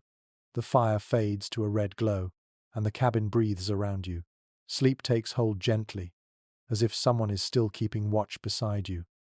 The storm arrives before dawn, shaking the cabin as if the wind itself wants to come inside. You wake to the sound of snow slapping against the walls, an erratic rhythm that fills the silence with movement. The air feels sharper than usual, the kind of cold that slides into your lungs and settles there. You feed the fire quickly, kneeling close as the flames stretch upward in answer. The warmth comes slow but steady, blooming across your hands and face like a sunrise inside the dark. The first thing you notice is the noise. The wind hums through the chimney, finding every small crack, every imperfect seam. It wails, then softens, then rises again with new determination. You sit beside the hearth and listen, the sound strange yet hypnotic. Some nights, the wind feels cruel. Tonight, it feels almost alive, like an old creature testing the walls to see what you are made of. Accounts from early homesteads describe this same music. People wrote about the blizzards that came suddenly, turning day into dusk and burying the world in white silence. One man said the wind could mimic voices, calling his name through the gaps in the logs until he almost answered. Another woman claimed she heard laughter carried in the gusts, soft and eerie, the sound of lost travelers or maybe of the forest itself speaking. You think of that as the storm presses against your walls, and you shiver despite the heat. You wrap your quilt tighter and light a candle near the window. The flame flickers wildly in the draught. Through the oiled paper, you can see nothing but swirling white, the sky and the earth blending together. You wonder how many families once sat just like this, staring at the same colorless horizon, praying the roof would hold. A line from a settler's journal comes to mind. The storm is loudest when it has nowhere to go. You nod softly to yourself. The wind does not hate you. It simply needs to move, to express its power against something solid. Tonight, that something is you. You brew a small pot of tea from dried mint and pine needles, their scent sharp and medicinal. Steam curls upward, mingling with the smoke from the fire. You sip slowly, each swallow pushing the cold a little farther away. The flavor is bitter, but it feels alive. The cup warms your palms, and your heart steadies in rhythm with the wind's endless rise and fall. Some records describe how humor became a survival tool during long storms. Families told jokes to drown out the noise, sang loudly, even shouted nonsense into the wind just to feel stronger than it. One letter from a pioneer father recounts his children standing by the window, yelling challenges to the storm as if daring it to come inside. You can almost see their faces lit by firelight, eyes bright with courage disguised as play. There is still disagreement among scholars about the psychological toll of such winters. Some argue that isolation bred melancholy, while others say it forged resilience, unmatched in later generations. Reading their words is one thing, but living it now, You feel both possibilities twisting inside you. The storm reminds you of your smallness, but also of your endurance. The hours stretch. You add more wood to the fire, the flames leaping greedily. The sound of crackling fills the room, a warm counterpoint to the wind's howl. Occasionally, snow slips from the roof with a heavy sigh, thudding against the frozen ground. Each sound reassures you that the cabin still holds. You whisper a quiet thank you to the roof, the walls, the fire, your fragile kingdom of warmth in a world made of ice. A curious tale recorded by travelers speaks of people who claim to predict storms by listening to the pitch of the wind against their chimneys. Low tones meant short tempests, while high, whistling notes foretold long ones. You tilt your head, listening to the shifting sound above. The pitch wavers, uncertain, as if the storm cannot decide how long to stay. You take comfort in that ambiguity. By afternoon, the storm softens. The light filtering through the paper window shifts from grey to pale gold. You push open the door, just enough to peer outside. The snowdrifts rise halfway up the walls, smooth and glistening, sculpted by the wind into gentle waves. The forest beyond stands still, its branches heavy and glittering. The silence that follows is not emptiness but peace, a kind of reverent hush. You breathe deeply, the cold air burning your throat. The storm has passed, leaving the world reshaped but intact. Inside, the fire still burns strong, its crackle like laughter after fear. You close the door and lean against it, smiling at the thought of how fragile you are and yet how stubbornly you remain. Letters from survivors of long winters often mention this feeling, the mix of exhaustion and triumph that follows a storm. One woman wrote that the silence afterward was the sweetest sound on earth. You understand her now. The quiet carries gratitude, not emptiness. You sit again by the fire, watching the last flakes drift lazily past your window. The cabin smells of smoke and pine. The candle burns low, and your body feels heavy but content. The world outside has tested you and found you steady. As night comes, you add one last log to the hearth and lie back on your bed. The quilt is warm, the air calm, the sound of the storm already fading into memory. You close your eyes and let the rhythm of the fire lull you, the echo of the wind now softened to a whisper. For the first time in days, sleep comes easily, carrying you through the stillness left behind by the storm's passing. When you open your eyes, the world is quiet again. The storm has left behind a brightness so pure it almost hurts to look at. The snow outside the window glows like crushed glass in the morning light, and the air feels new, scrubbed clean by wind and ice. You sit up, stretch your arms toward the low ceiling, and listen. Somewhere beneath the silence, you hear the faint creak of the cabin adjusting to the cold. You rise, light the fire, and wait for the warmth to find you. The flames take easily now, the wood dry and eager. You feed it slowly, enjoying the soft rhythm of crackling. The light flickers across the floorboards, painting them in hues of orange and gold. You move through the cabin, straightening what little you own, shaking the straw in your bed, brushing frost from the window frame. The morning feels calm, yet you sense a kind of expectancy in the air. The long nights of winter brought not only rest but a strange kind of productivity. Diaries from frontier families tell how the dark hours became the time for quiet work, mending tools, spinning thread, sewing, carving, and repairing anything broken before spring. You feel that same impulse now, to fill the silence with the small, careful movements of creation. You find a block of soft wood near the hearth and begin to carve. Your knife glides easily at first, then hesitates as the grain changes direction. The sound of blade against wood is rhythmic, soothing. Soon the shape begins to emerge, not perfect, but something recognizable, perhaps a spoon, or maybe a simple figurine. The act matters more than the result. The cabin fills with the faint, sweet scent of shaved pine. A diary entry from a homesteader in 1851 mentions this same practice. He wrote that his wife and daughters spent each winter evening sewing by candlelight while he carved small toys for the children. It kept the dark away, he wrote. You understand that now. Creation, no matter how humble, keeps despair from taking root. The candle you light at your table flickers gently, casting shadows that dance across your unfinished carving. Its light feels softer than firelight, more personal. Candles on the frontier were precious, made from tallow or beeswax when supplies allowed. People poured them by hand, dipping wicks repeatedly until they thickened, then cooling them along windowsills. The smell of hot fat filled every home, harsh but strangely comforting. In one preserved letter from an early settler woman, she confessed to saving bits of leftover candle stubs through winter, melting them all together on New Year's Day to make what she called the hope candle. It was burned only when someone in the family was sick or when spirits felt low. She said the flame reminded them that even scraps could be made whole again. You find that idea beautiful and tuck it quietly into your thoughts.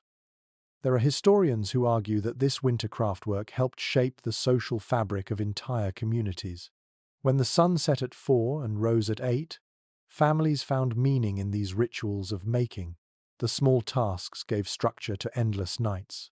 A home filled with the sounds of sewing, scraping, or hammering was a home alive with intention. You carve through the morning, pausing now and then to sip hot broth. The steam fogs your vision, and the air smells of wood and salt. The fire pops gently in the corner, like laughter held at a distance. You lose track of time, your mind quieting into the rhythm of the blade and the soft rasp of wood falling away. In the corner of your eye, you notice how the light from the window has changed. It filters in at an angle now, cool and silver, mixing with the amber glow of the fire. The two lights merge, painting your cabin in a strange balance of warmth and chill. You set down your carving and watch the shadows drift slowly across the floor. A curious note found in the records of an old trading post mentions how settlers used to predict the end of winter by observing how candles burned. If the flame flickered too much, it meant more storms were coming. If it burned steady, they believed spring was near. You study your own candle now, its flame calm and unwavering, and allow yourself a quiet smile. As evening arrives, you finish your small carving a spoon, simple and uneven, but useful. You turn it in your hand, feeling the smoothness of the handle, the slight imperfections that give it character. It is not art, but it is something made by your hands, born from stillness and firelight. You lay it on the table and stare at it as if it holds a secret. You light another candle before night fully takes the room. Its glow fills the corners, soft and reassuring. You think of all those who once worked like this. Mothers sewing torn sleeves, fathers sharpening tools, children patching blankets with clumsy stitches. Each task was a conversation with the dark, a quiet assertion that life would continue. When you finally lie down, the room feels different. The work has changed it somehow, filled it with invisible traces of care. The carved spoon rests on the table beside the fire, catching the last flicker of light before the embers fade. You close your eyes, the faint smell of wood shavings lingering in the air. In the distance, the wind returns, gentle now, moving softly through the trees. You breathe in time with its rhythm, feeling your heartbeat slow, your mind sink into stillness. Tomorrow will bring more work, more small labors to fill the hours.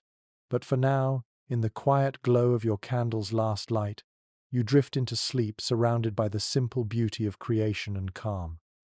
The world outside your window is a white hush, snow still clinging to every branch as if afraid to fall. Inside, the air is calm and warmer than usual. You sit by the fire, a cup of hot water in your hands, and watch the way the smoke twists before slipping up through the chimney. The cabin has learned your rhythm by now, or perhaps you have learned its. Every sound seems to arrive on cue: the crackle of wood, the sigh of the wind, the creak of settling logs. As the days blend together, you begin to notice something deeper than routine. There is a quiet logic to how heat moves, how warmth behaves like a living thing. When you open the door, it rushes out greedily, seeking balance. When you close it again, it lingers low to the ground, rising only when coaxed by flame or motion. You study this invisible dance, curious without realizing that you are watching science unfold in its simplest form. Records from early builders show they understood much of this long before anyone explained it with numbers. They spoke of how thick logs held heat better than thin planks, how a stone hearth continued to warm the room long after the fire had died. They knew without theory that smaller rooms stayed warmer, and that ceilings too high made a house feel like a cold church.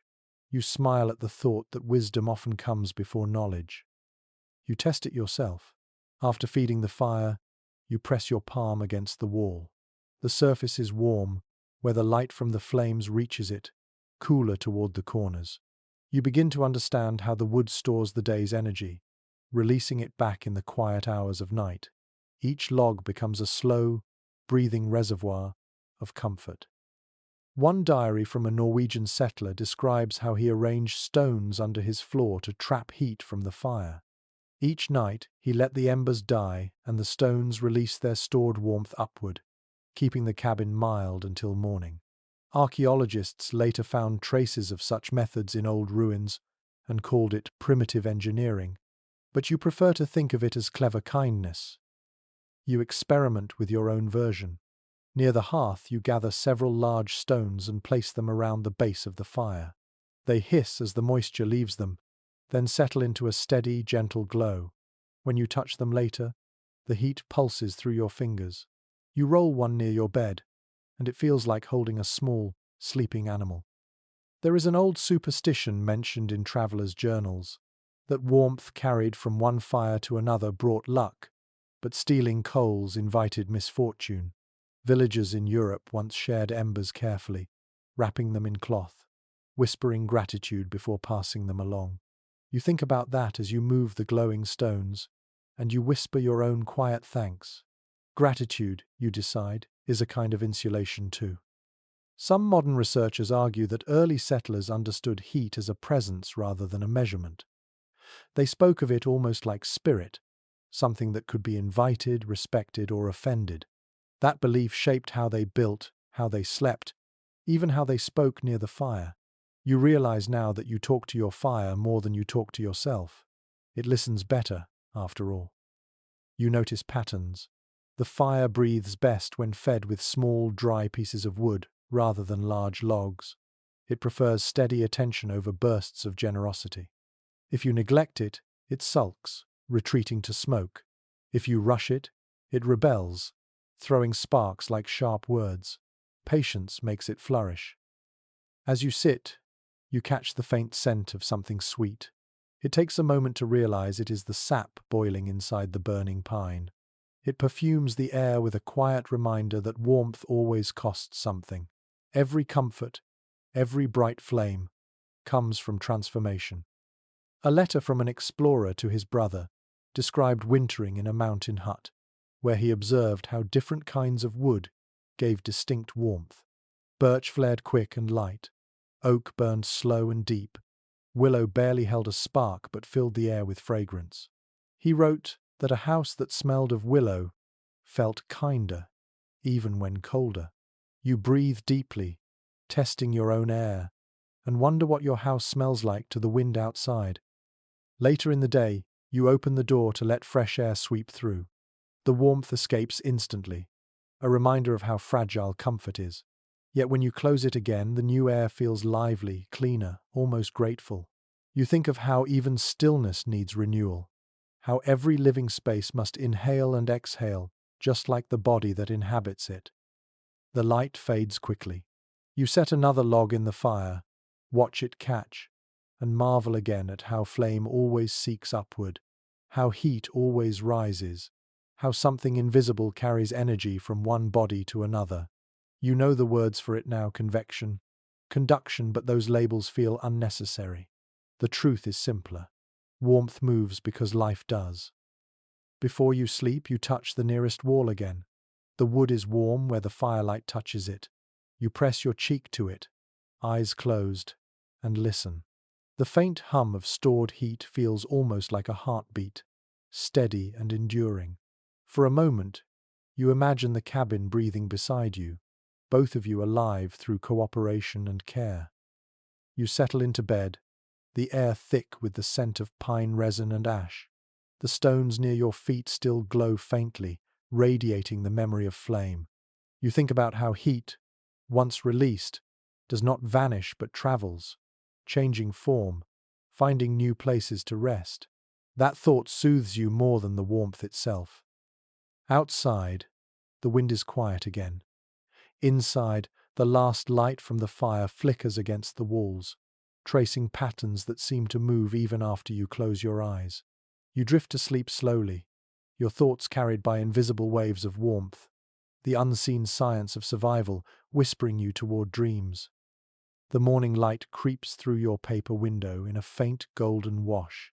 The air feels still and heavy, filled with the scent of yesterday's fire. You rise, stretch your arms toward the low rafters, and listen to the slow cracking of the wood as it shifts in the cold. Your breath fogs slightly in the air. You realize that even though you have warmth, you will need more than logs and walls to last through what remains of winter. You need supplies, and on the frontier, that means trading.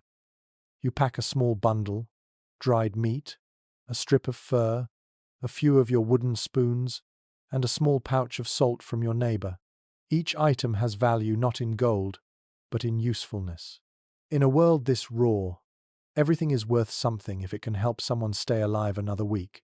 You fasten your coat, pull your scarf high, and step outside into the cold light. The sky is the color of pewter, thick and silent, promising snow again by nightfall. The nearest settlement is half a day's walk away, a cluster of cabins and tents along a frozen stream. You follow the trail that winds through pine trees and open drifts. The sound of your boots crunching in the snow becomes a steady rhythm, like a heartbeat. Every so often, you spot faint signs of life, rabbit tracks near a stump, the distant echo of an axe striking wood. You remember reading that early frontier travelers learned to judge distance not by miles, but by the time it took for an echo to fade. The quieter the echo, the closer the next soul. By midday, you see smoke curling into the pale sky. As you approach, the scent of cooking fat and damp wool greets you. The trading post is simple, a long cabin with a slanted roof, its door hanging slightly crooked. Inside, the air is thick with the smell of leather, tobacco, and coffee. Voices murmur softly, rough and tired, but familiar in their humanity. One record from a trader's ledger describes this exact kind of place. He wrote that on storm days, people arrived from 10 miles away just to stand near other voices. Even if no goods were exchanged, the talk itself was a kind of trade. You feel that truth immediately as you nod to the handful of faces inside, each one half hidden behind scarves and hats. Behind the counter stands a man with graying hair and bright eyes. He greets you with the simple warmth of someone who has learned that politeness costs nothing and can sometimes save a life. You set your bundle on the counter, and he begins to examine your goods. The fur catches his interest first, then the spoons. He runs a thumb along the smooth wood, smiles slightly, and offers you a small sack of dried beans in return. In an old journal from a trapper's wife, she described trade as a conversation of needs. You give what you can spare, and in return you receive what another cannot live without. No one grows rich from it, but everyone survives. That same quiet philosophy guides this moment. You leave with your sack of beans, a small roll of wool, and a tin of oil for your lamp. You add a few kind words to the exchange, as much a part of the bargain as anything tangible. Near the fire at the center of the room, a few people sit warming their hands. One hums a tune you almost recognize, a slow song with no clear beginning. Someone else joins softly, their voice low and cracked from the cold. The melody drifts through the room, tender and human. It reminds you that warmth can be shared through sound as easily as through fire. A curious entry in an explorer's diary tells how some remote settlements used music as a kind of social currency.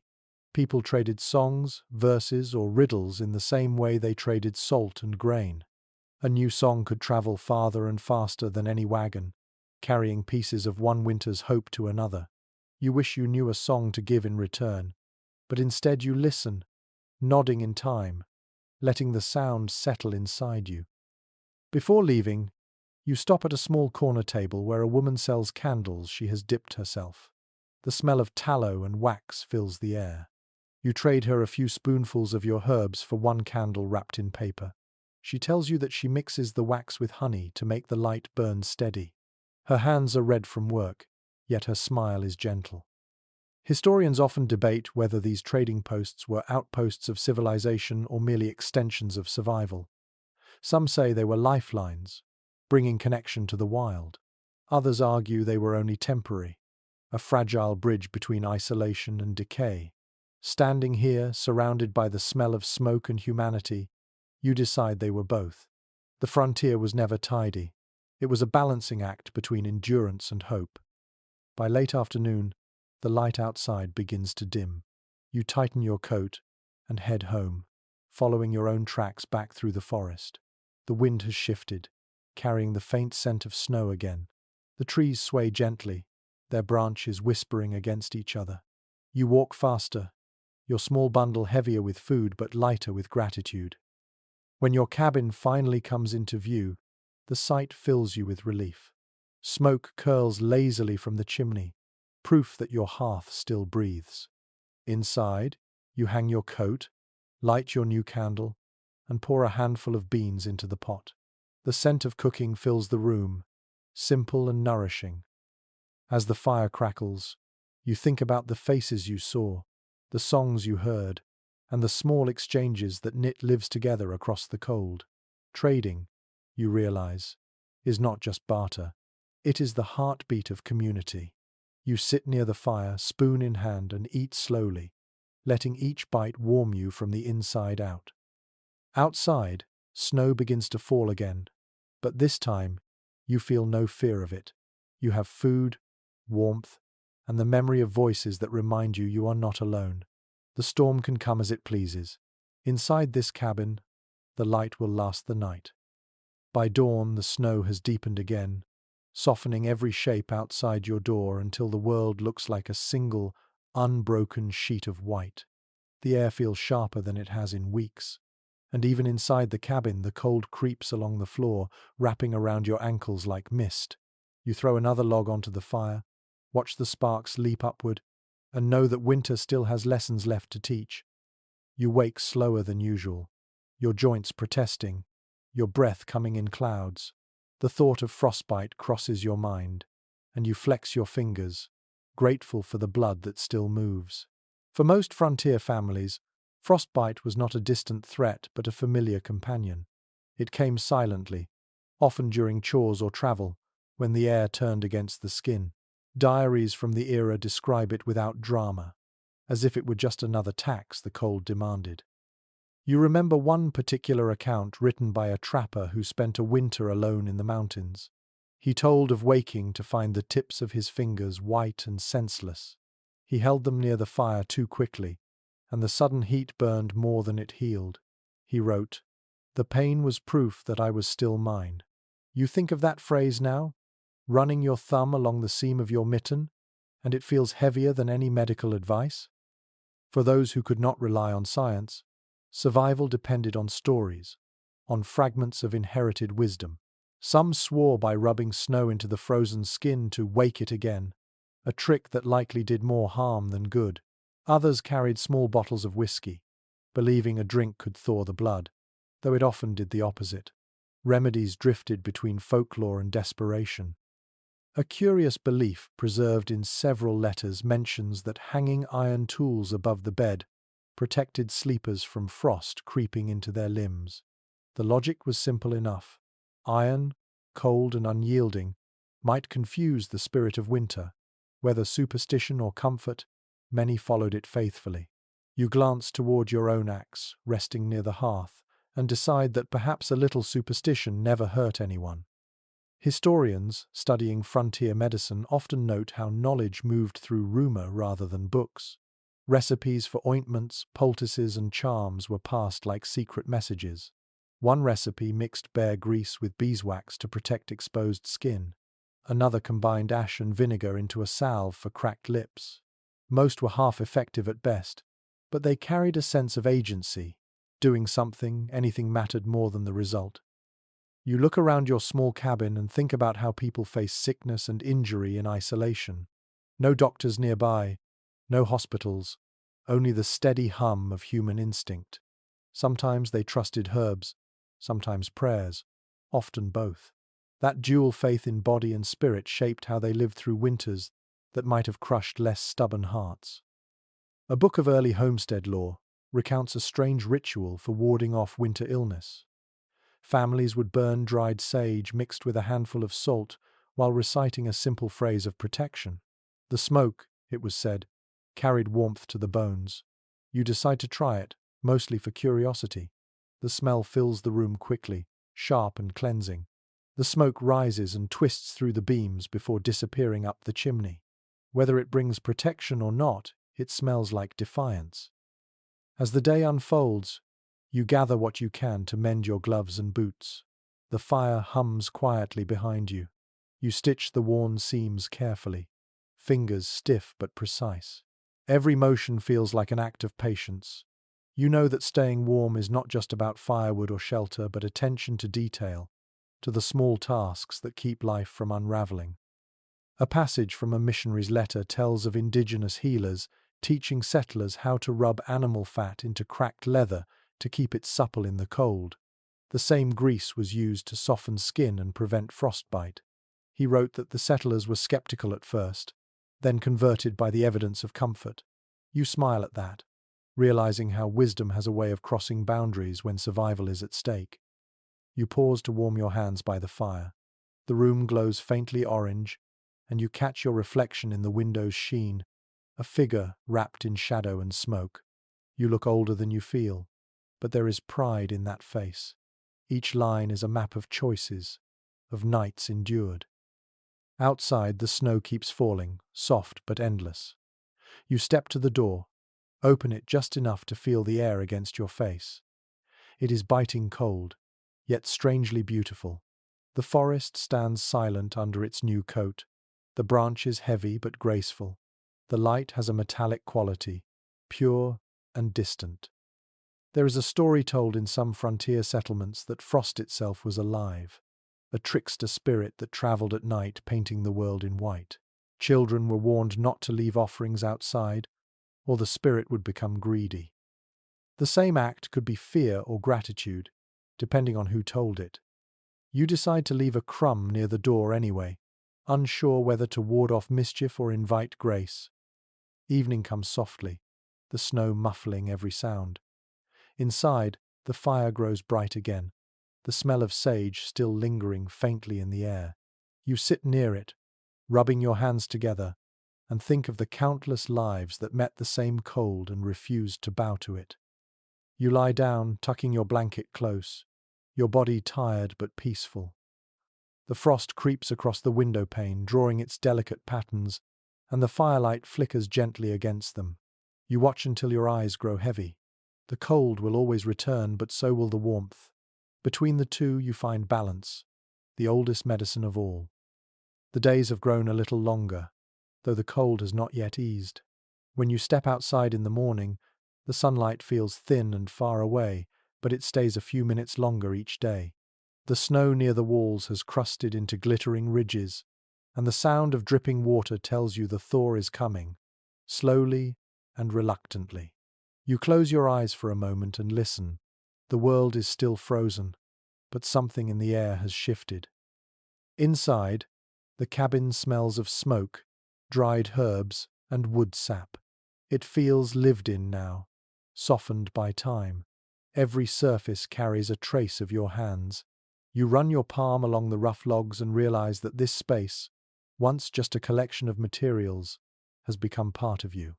A home, even one made of pine and clay, is more than a structure. It is a memory shaped into wood. When frontier families reached this point in their first winter, they began to make their cabins into homes.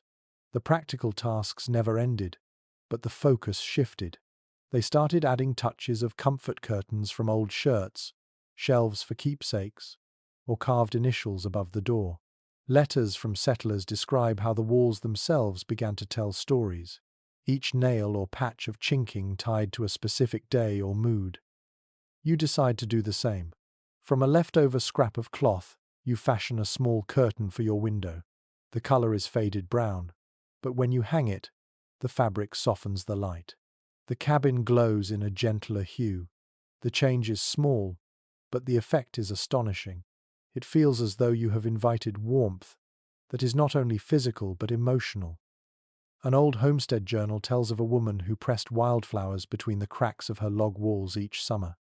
By winter, the petals turned brittle and pale, but she kept them there as reminders that beauty still existed outside the snow. Her neighbors thought it strange, yet she said it made her feel less lonely when the nights stretched too long. You understand that impulse now, the need to hold something living, even in memory. You look around for your own token of color. A pine cone, perfectly shaped, catches your eye. You set it on the shelf beside the carved spoon you made weeks ago. The two objects together make the cabin look less like a workshop and more like a story in progress. There are scholars who argue that coziness, what some languages call hygge, or hearth peace, is not an invention of luxury, but of endurance. The more the outside world threatened, the more people found solace in order, light, and familiar textures. On the frontier, comfort was rebellion. Every quilt, every candle, every curtain was a quiet act of defiance against the wilderness. You begin to add more small details.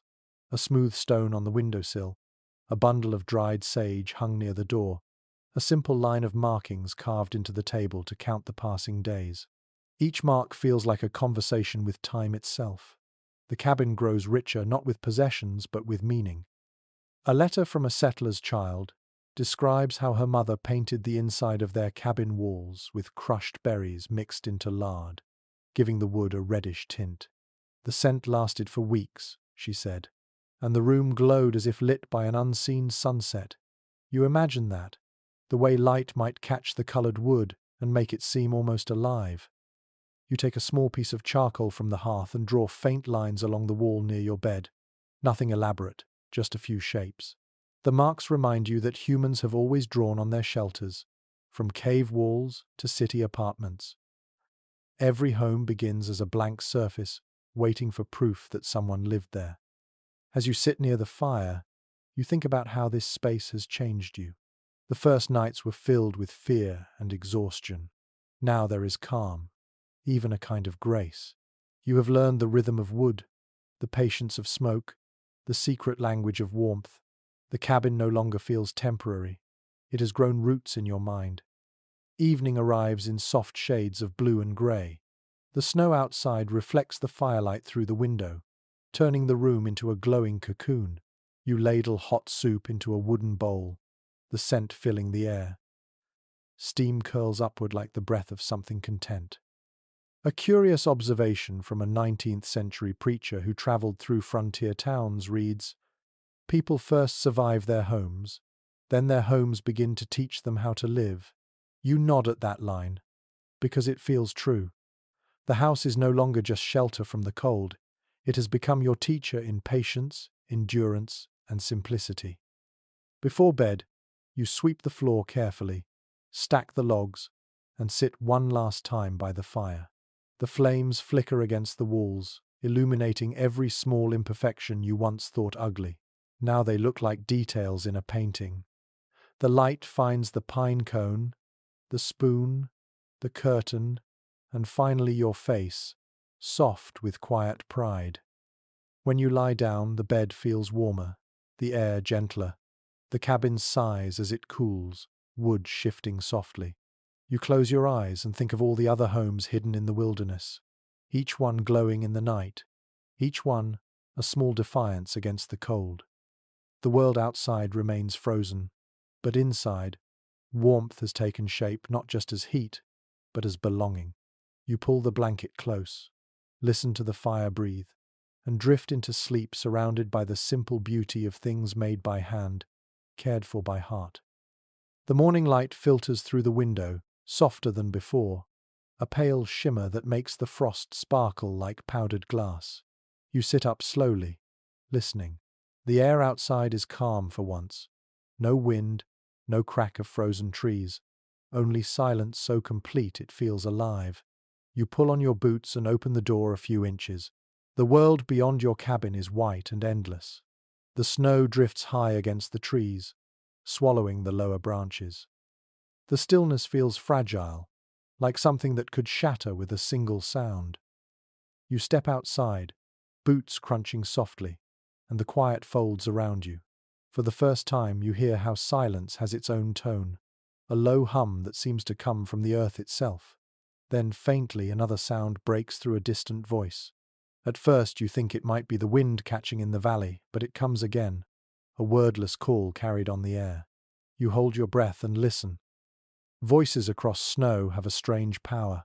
They seem to come from nowhere and everywhere at once. Many accounts from settlers describe hearing such sounds during winter storms. Some said they were travelers lost on the trail. Others swore the wind itself mimicked human voices to test their courage. You remember one story of a man who followed those phantom calls for hours and found only his own echo. Still, curiosity was both a danger and a comfort. It meant the world was not entirely mute. You call out softly, just once. Your own voice scatters like dust, swallowed instantly by the cold air. The echo returns faint but steady, bouncing between the trees. For a moment it feels like a conversation. You stand there, your breath rising, and realize how deeply you crave another voice, something warm to break the vastness. Inside the cabin again, the fire greets you with its steady murmur. You sit near it, rubbing your hands, thinking about the people scattered across this wilderness, each one cocooned in their own island of heat. Somewhere nearby, another fire burns, another voice hums a tune into the storm. That thought steadies you. In one preserved letter written during the winter of 1856, a young woman described sitting by her fire while a blizzard raged outside. She wrote that she imagined every family in the valley doing the same, their hearths glowing like lanterns under the snow. "We cannot see each other," she said, "but I know we are together in the warmth. You understand that now. The connection is invisible, yet it binds you just as tightly as walls of wood and clay." The afternoon fades into grey, the kind of light that blurs time. You boil water for tea, drop in a few dried leaves, and watch them swirl like tiny dancers before sinking. The smell fills the cabin, earthy and sweet. As you drink, your thoughts drift to the letters and journals left behind by those who came before. Their words have carried through time like voices across the snow, faint but clear enough to hear if you listen closely. One diary from a homesteader's son speaks of nights when the wind grew so fierce that the family could not sleep. To keep fear away, they took turns reading aloud from whatever books they had brought. When the words ran out, they made up stories of their own. "We told them until we forgot the cold," he wrote. Storytelling became a kind of heat, rising from the mouth like breath, wrapping everyone in a layer of comfort no fire could give. You decide to speak aloud yourself, not to anyone but the space. The words come haltingly at first. You tell the story of your arrival, your first storm, your first fire that nearly went out. You speak until the silence begins to listen, until the sound of your own voice fills the cabin like a melody. It feels foolish and sacred all at once. There are researchers who believe that loneliness shaped the emotional resilience of frontier life as much as hardship did. People learned to talk to their homes, to their fires, to the sky, because they had to. Solitude became a teacher, a mirror reflecting both strength and longing. You look around your cabin and feel the truth of that. Every log seems to hold a piece of your voice now, soaked into the wood. Evening deepens. You light a candle, its small flame trembling in the draught. The wind returns, not as a storm but as a soft whisper. Through the faint roar of it, you think you hear something again, another sound, distant and human. Perhaps laughter, perhaps song. You cannot tell. It might be your imagination, but it fills you with warmth all the same. In a fragment of an old letter, A traveler wrote that on nights like this he could hear his wife's voice in the wind. Not the words, he said, only the tone of her, like a memory that refuses to freeze. You lean closer to the window and listen harder. The wind's voice rises and falls in a rhythm, too deliberate to be random. Whether it is real or not, no longer matters. It feels like company. You whisper a few words in return. Not a prayer exactly, more like a greeting. The wind answers with a sigh that rattles the shutters lightly, then fades into stillness. The exchange leaves you smiling. You have learned that conversation does not always need response. Sometimes, speaking into the cold is enough to remind you that you are still alive. The fire has burned low now, its embers glowing faintly. You cover them with ash, just as your ancestors might have done centuries before, trusting that they will still breathe tomorrow. You crawl into bed, the quilt heavy, the silence returning to its gentle hum. Outside, the moon breaks through the clouds, casting faint silver light across the frozen forest. Somewhere, perhaps miles away, another person might be looking at the same moon, feeling the same chill, hearing the same wind. That thought settles in you like warmth spreading through your chest. You close your eyes, and the cabin fades around you. The last thing you hear is the wind's long sigh sweeping past the chimney, a voice older than language itself, reminding you that even in isolation, you are part of the same endless story. The snow has started to melt in tiny patches near the stream. You notice it first by sound, the faint trickle of water weaving its way beneath the ice. It is a shy, secret noise, almost embarrassed to exist after months of silence. You kneel beside the edge, brush away a handful of slush, and watch the current begin to move again. The world, it seems, is slowly remembering how to live. You gather your tools, set them by the door, and sit at the table, hands idle for once. The cabin smells faintly of wax, wood smoke, and pine resin. Each scent is familiar, yet together they form something new, a fragrance of survival. You glance at the shelves you carved weeks ago, the curtain, the spoon, the pine cone. Every small thing has a purpose, yet none of them exist merely for function. Each is a piece of proof that you endured the quiet and found beauty inside it. The change of season always stirred invention. Records from frontier families describe a sudden burst of creativity in early spring. As the snow began to soften, people repaired tools, built fences, and tinkered with whatever they had left idle through winter. The long silence of the cold months had given their imaginations time to ferment. Out of boredom, they became engineers. You look around your cabin now and feel that same restless urge. The walls are sturdy, the roof sound, yet there is always room for improvement. Your eyes fall on the hearth. The smoke still sometimes escapes into the room, instead of rising neatly through the chimney. You study the problem, remembering a passage you once read in a traveler's account. He wrote that an old craftsman had shown him how to place a simple shelf of wood above the fire to redirect the air, pulling smoke upward. You decide to try it. You search through your pile of leftover wood and find a flat piece of plank, blackened slightly at the edges. The smell of resin clings to it. You saw it carefully, then hammer it into place just above the opening of the hearth. When you light the fire again, you watch in quiet satisfaction as the smoke swirls upward, caught by the change in air. The room clears faster than before. For the first time, you can sit by the fire without your eyes stinging. In a letter found in an archive from 1843, a settler described building a contraption of tin plates to circulate heat from his stove across the room. He had no idea he had invented the first rudimentary heat deflector, yet he wrote proudly that his wife no longer complained about cold feet while cooking. Innovation, you realize, does not come from genius, but from noticing discomfort. Your mind begins to wander with possibilities. What else can you make from what little you have? You carve hooks from small branches and hang them near the door for tools. You patch a small leak along the window frame with sap and cloth. You add a second shelf near the bed for candles and cups. Each improvement feels like both progress and conversation, the house quietly approving with every small tap of the hammer. A curious entry from a carpenter's notebook mentions that some settlers turned broken wagon wheels into ceiling racks, hanging pots, herbs, and even clothing from the spokes. You imagine doing the same and make a mental note to look for spare pieces of wood once the thaw comes. The idea feels both practical and poetic, a circle above your head turning remnants of travel into permanence.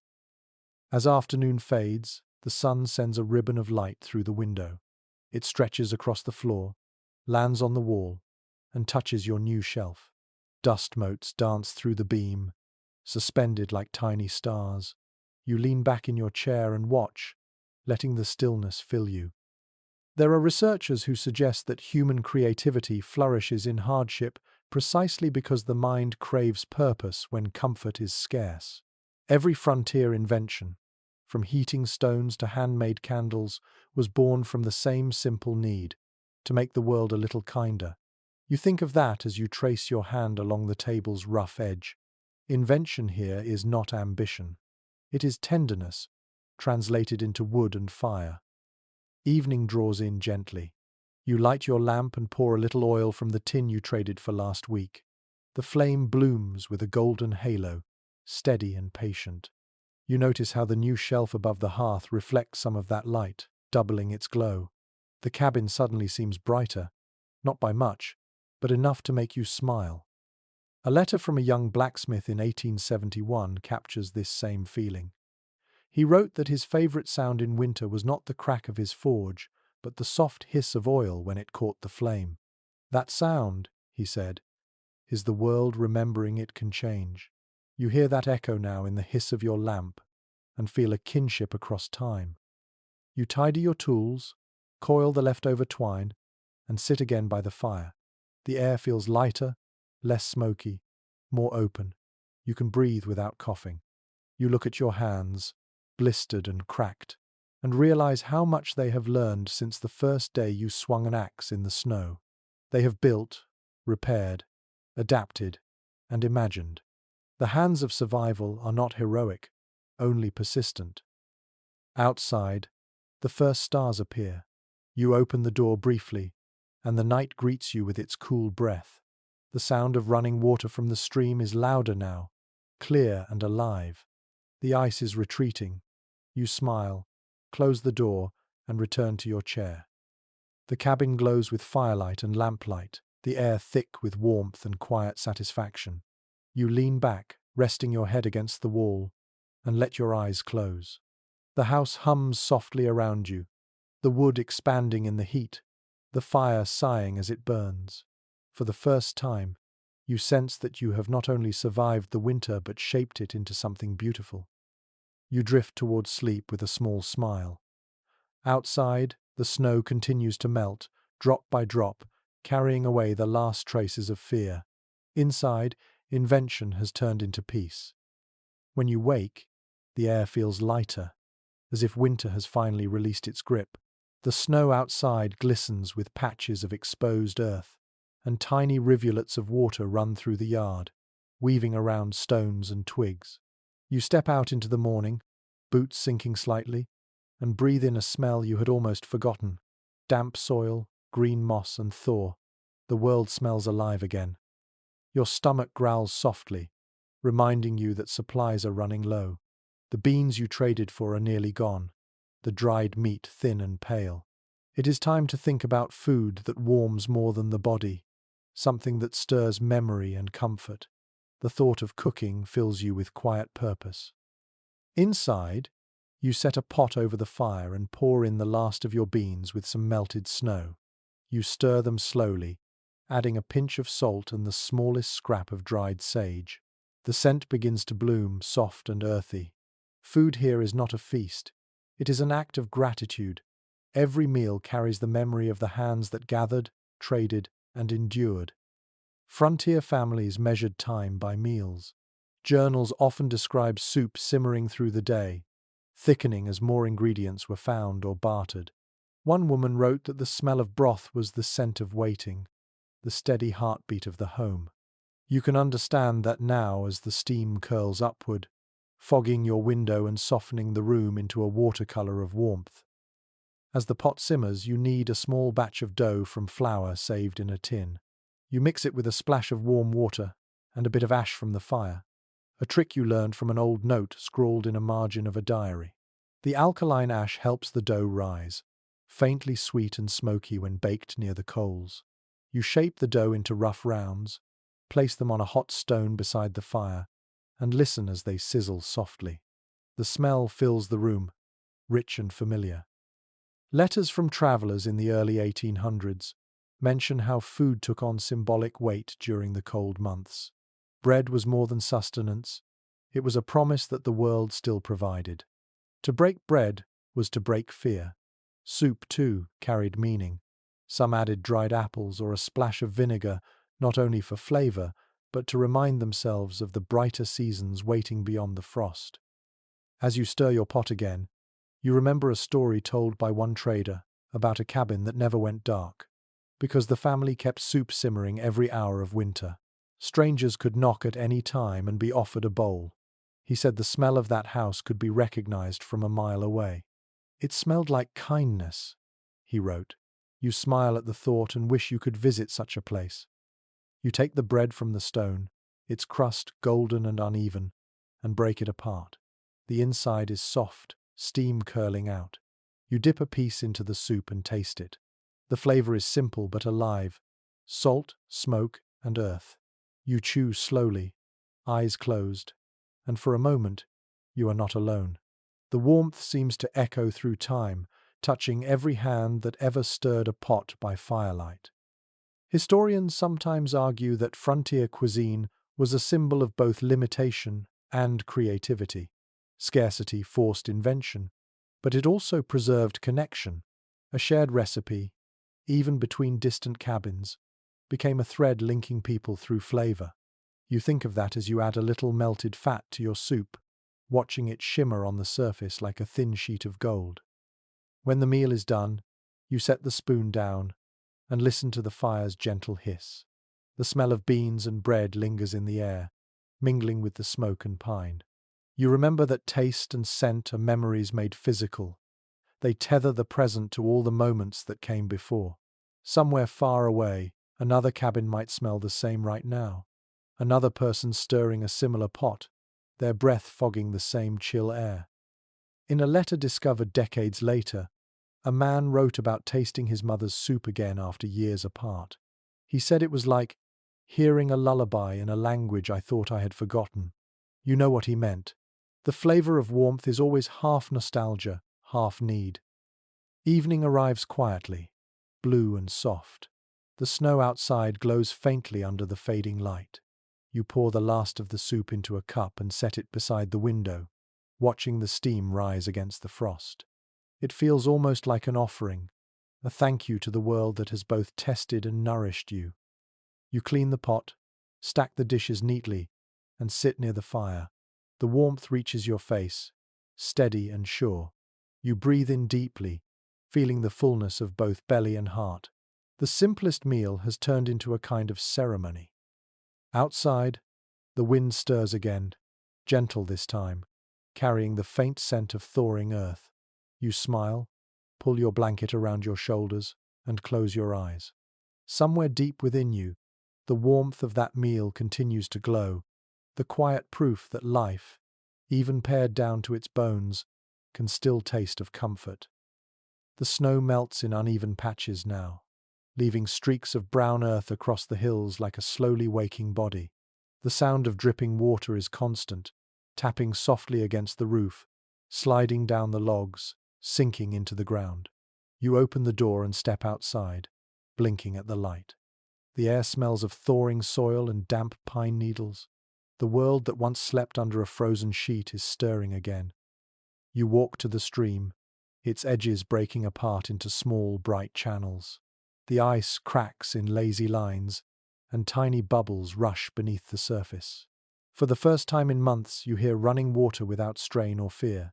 The sound carries something you had forgotten: movement, life, the slow rhythm of change. In the distance, A column of smoke rises from the valley. It looks thicker now, steadier than before.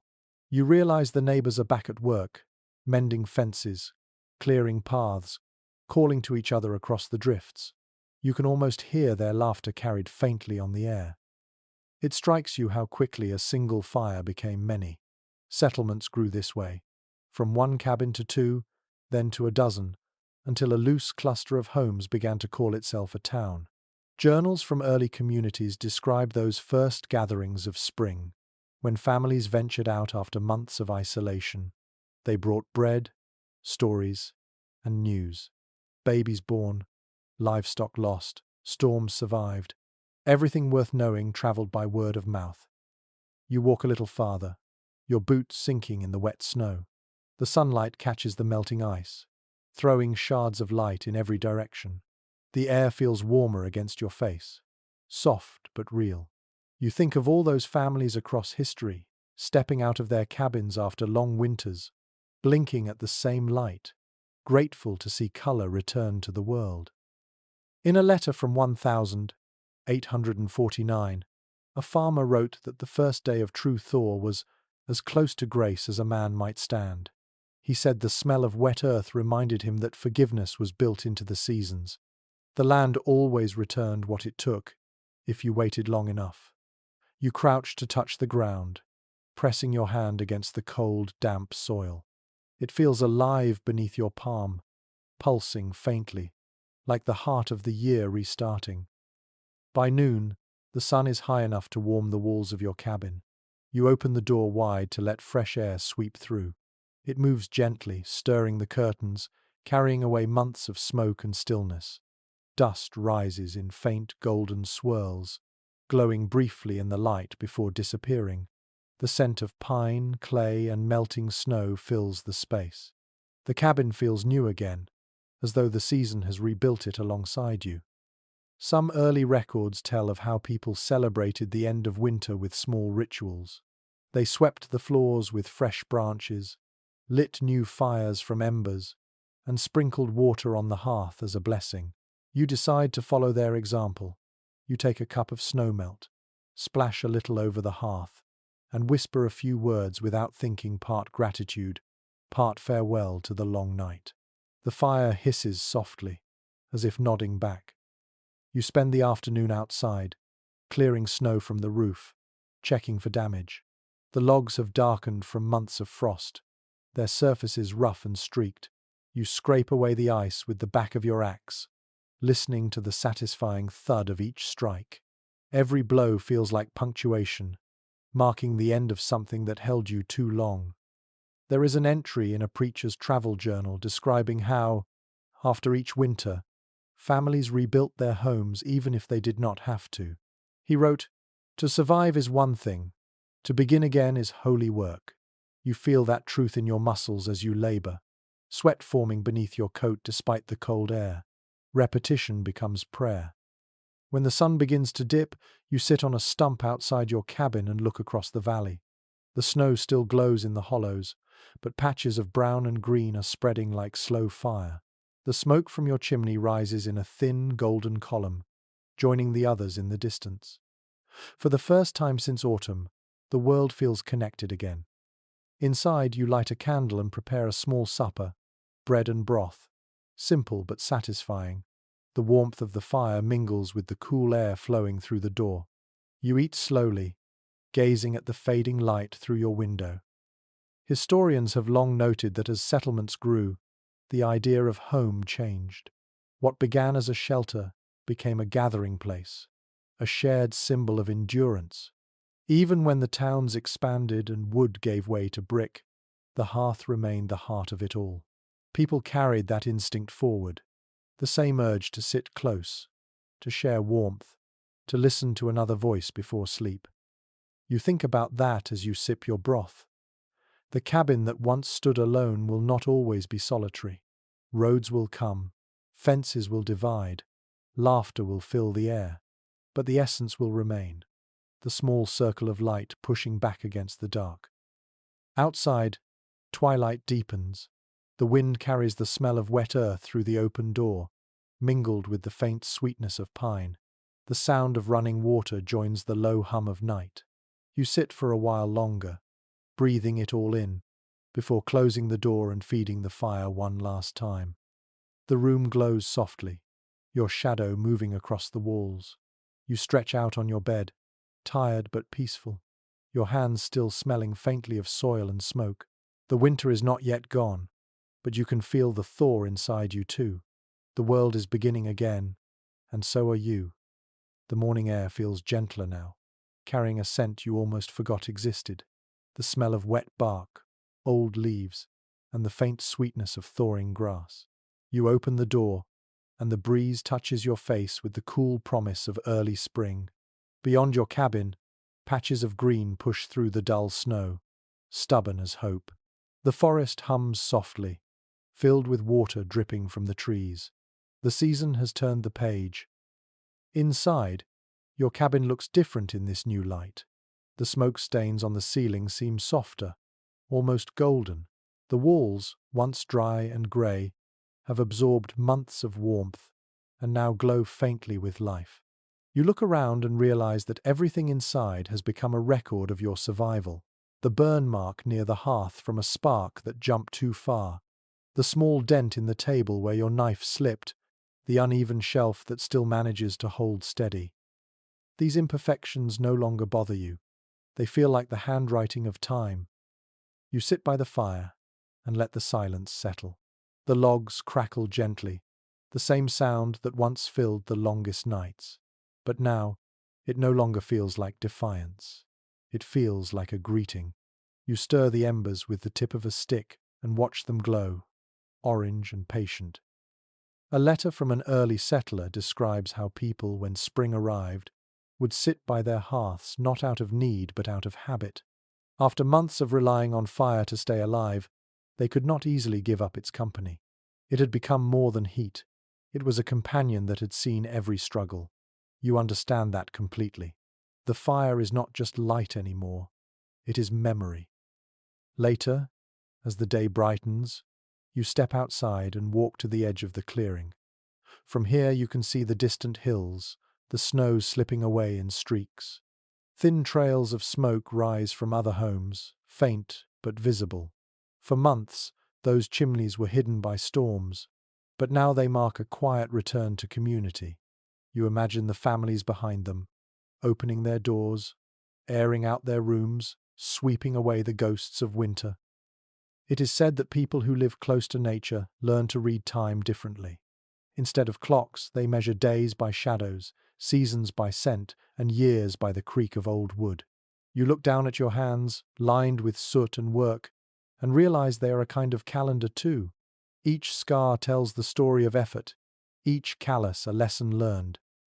There is an old diary from a carpenter who claimed he could tell how old a cabin was just by touching its walls. "Wood remembers," he wrote.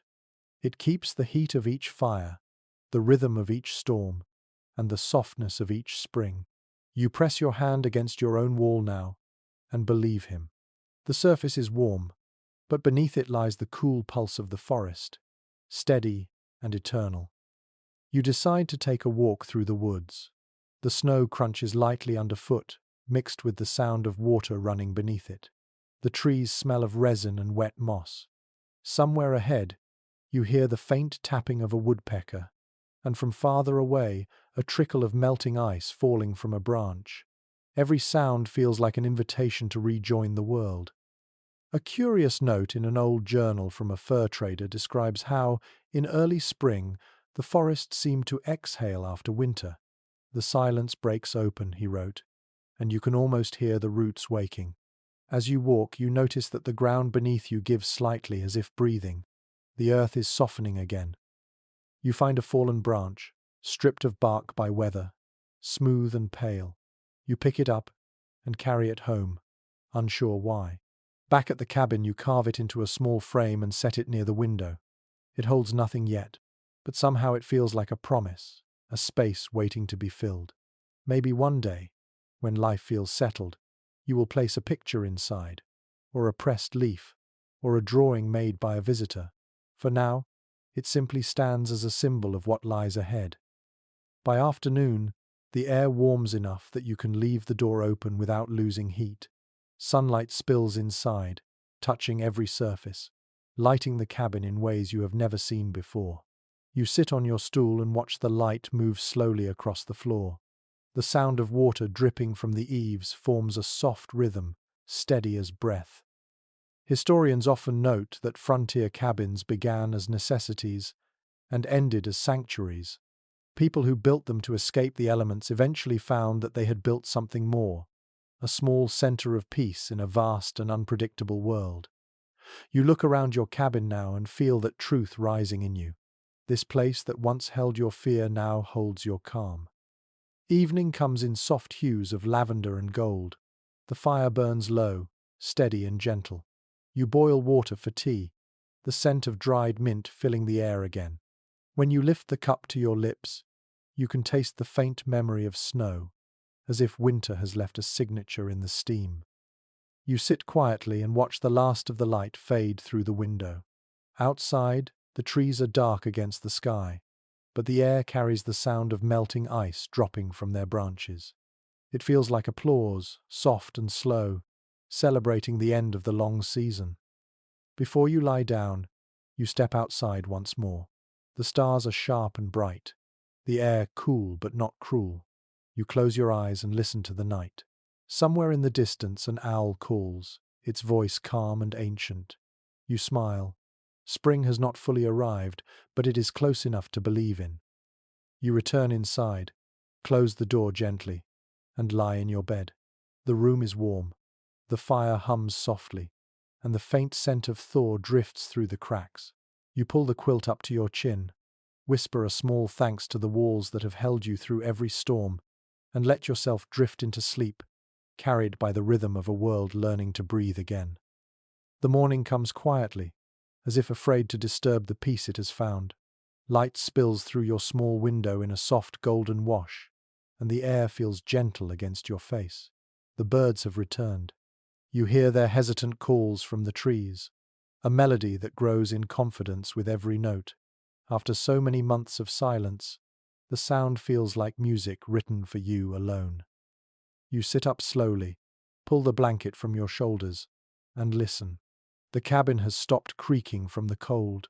The wood sounds different now, almost content. You step barefoot onto the floor, warm from the fire that burned through the night. The air smells faintly of earth and pine resin. You walk to the door, push it open, and stand there for a long moment. The world outside is reborn. The snow has retreated into the shadows, leaving behind a quilt of damp soil, moss, and the first tiny green shoots of grass. A small stream runs clear and quick through the meadow. The forest that once felt haunted by silence now hums with life. You can hear the faint buzz of insects waking beneath the bark and the whisper of wind through branches that no longer carry weight.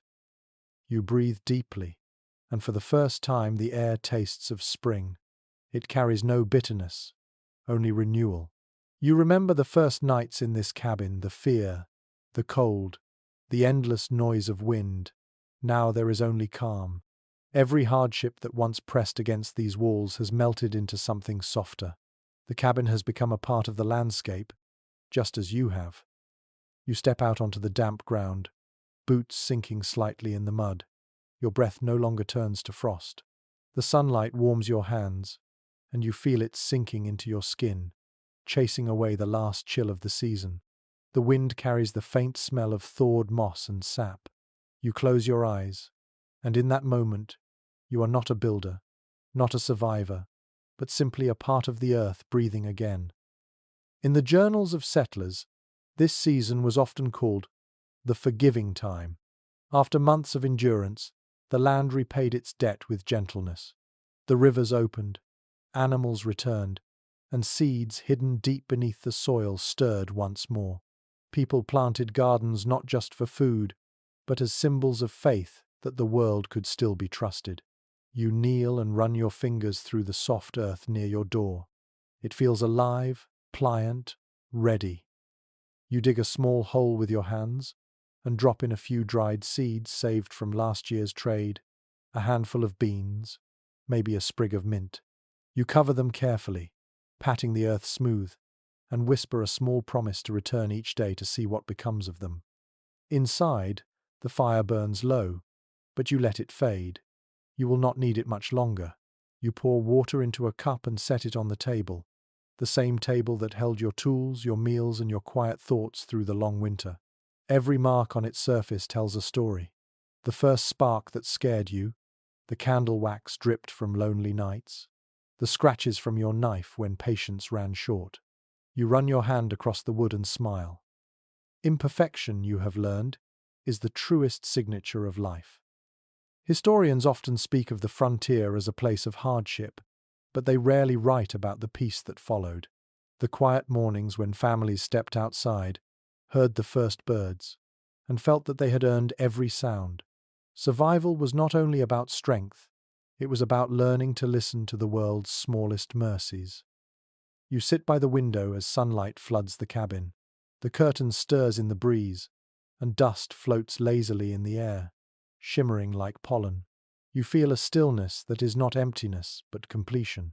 You think of all those who came before, who built homes from forests and faith, who stitched quilts from rags and wove warmth from patience. You are part of them now. The story continues through your hands, your breath, your small cabin that has seen both frost and fire. Evening comes soft and slow. You light a candle, not out of need but out of affection. The flame flickers gently, casting gold on the walls that have watched over you. You pour the last of your tea, lift it to your lips, and drink in the quiet. Outside, the frogs begin to sing by the stream, their calls echoing between the trees. It feels like a lullaby written by the earth itself. You lie down on your bed, quilt pulled lightly over you. The air is cool but kind, the smell of thaw drifting through the cracks. You close your eyes, listening to the world that no longer feels distant or hostile. The forest breathes. The cabin breathes. You breathe. The hardest nights are behind you. The storms have become stories. The fire has become memory. And the home you built, plank by plank, thought by thought, now belongs to the quiet rhythm of the land. The warmth you once built to keep death away has become the warmth of life itself. So now, as the last light fades beyond the forest, let the rhythm of your breath match the slow rise and fall of the land around you. Imagine the cabin in its stillness, the air filled with the scent of smoke and soft pine, the faint glow of the dying fire casting calm shadows on the walls.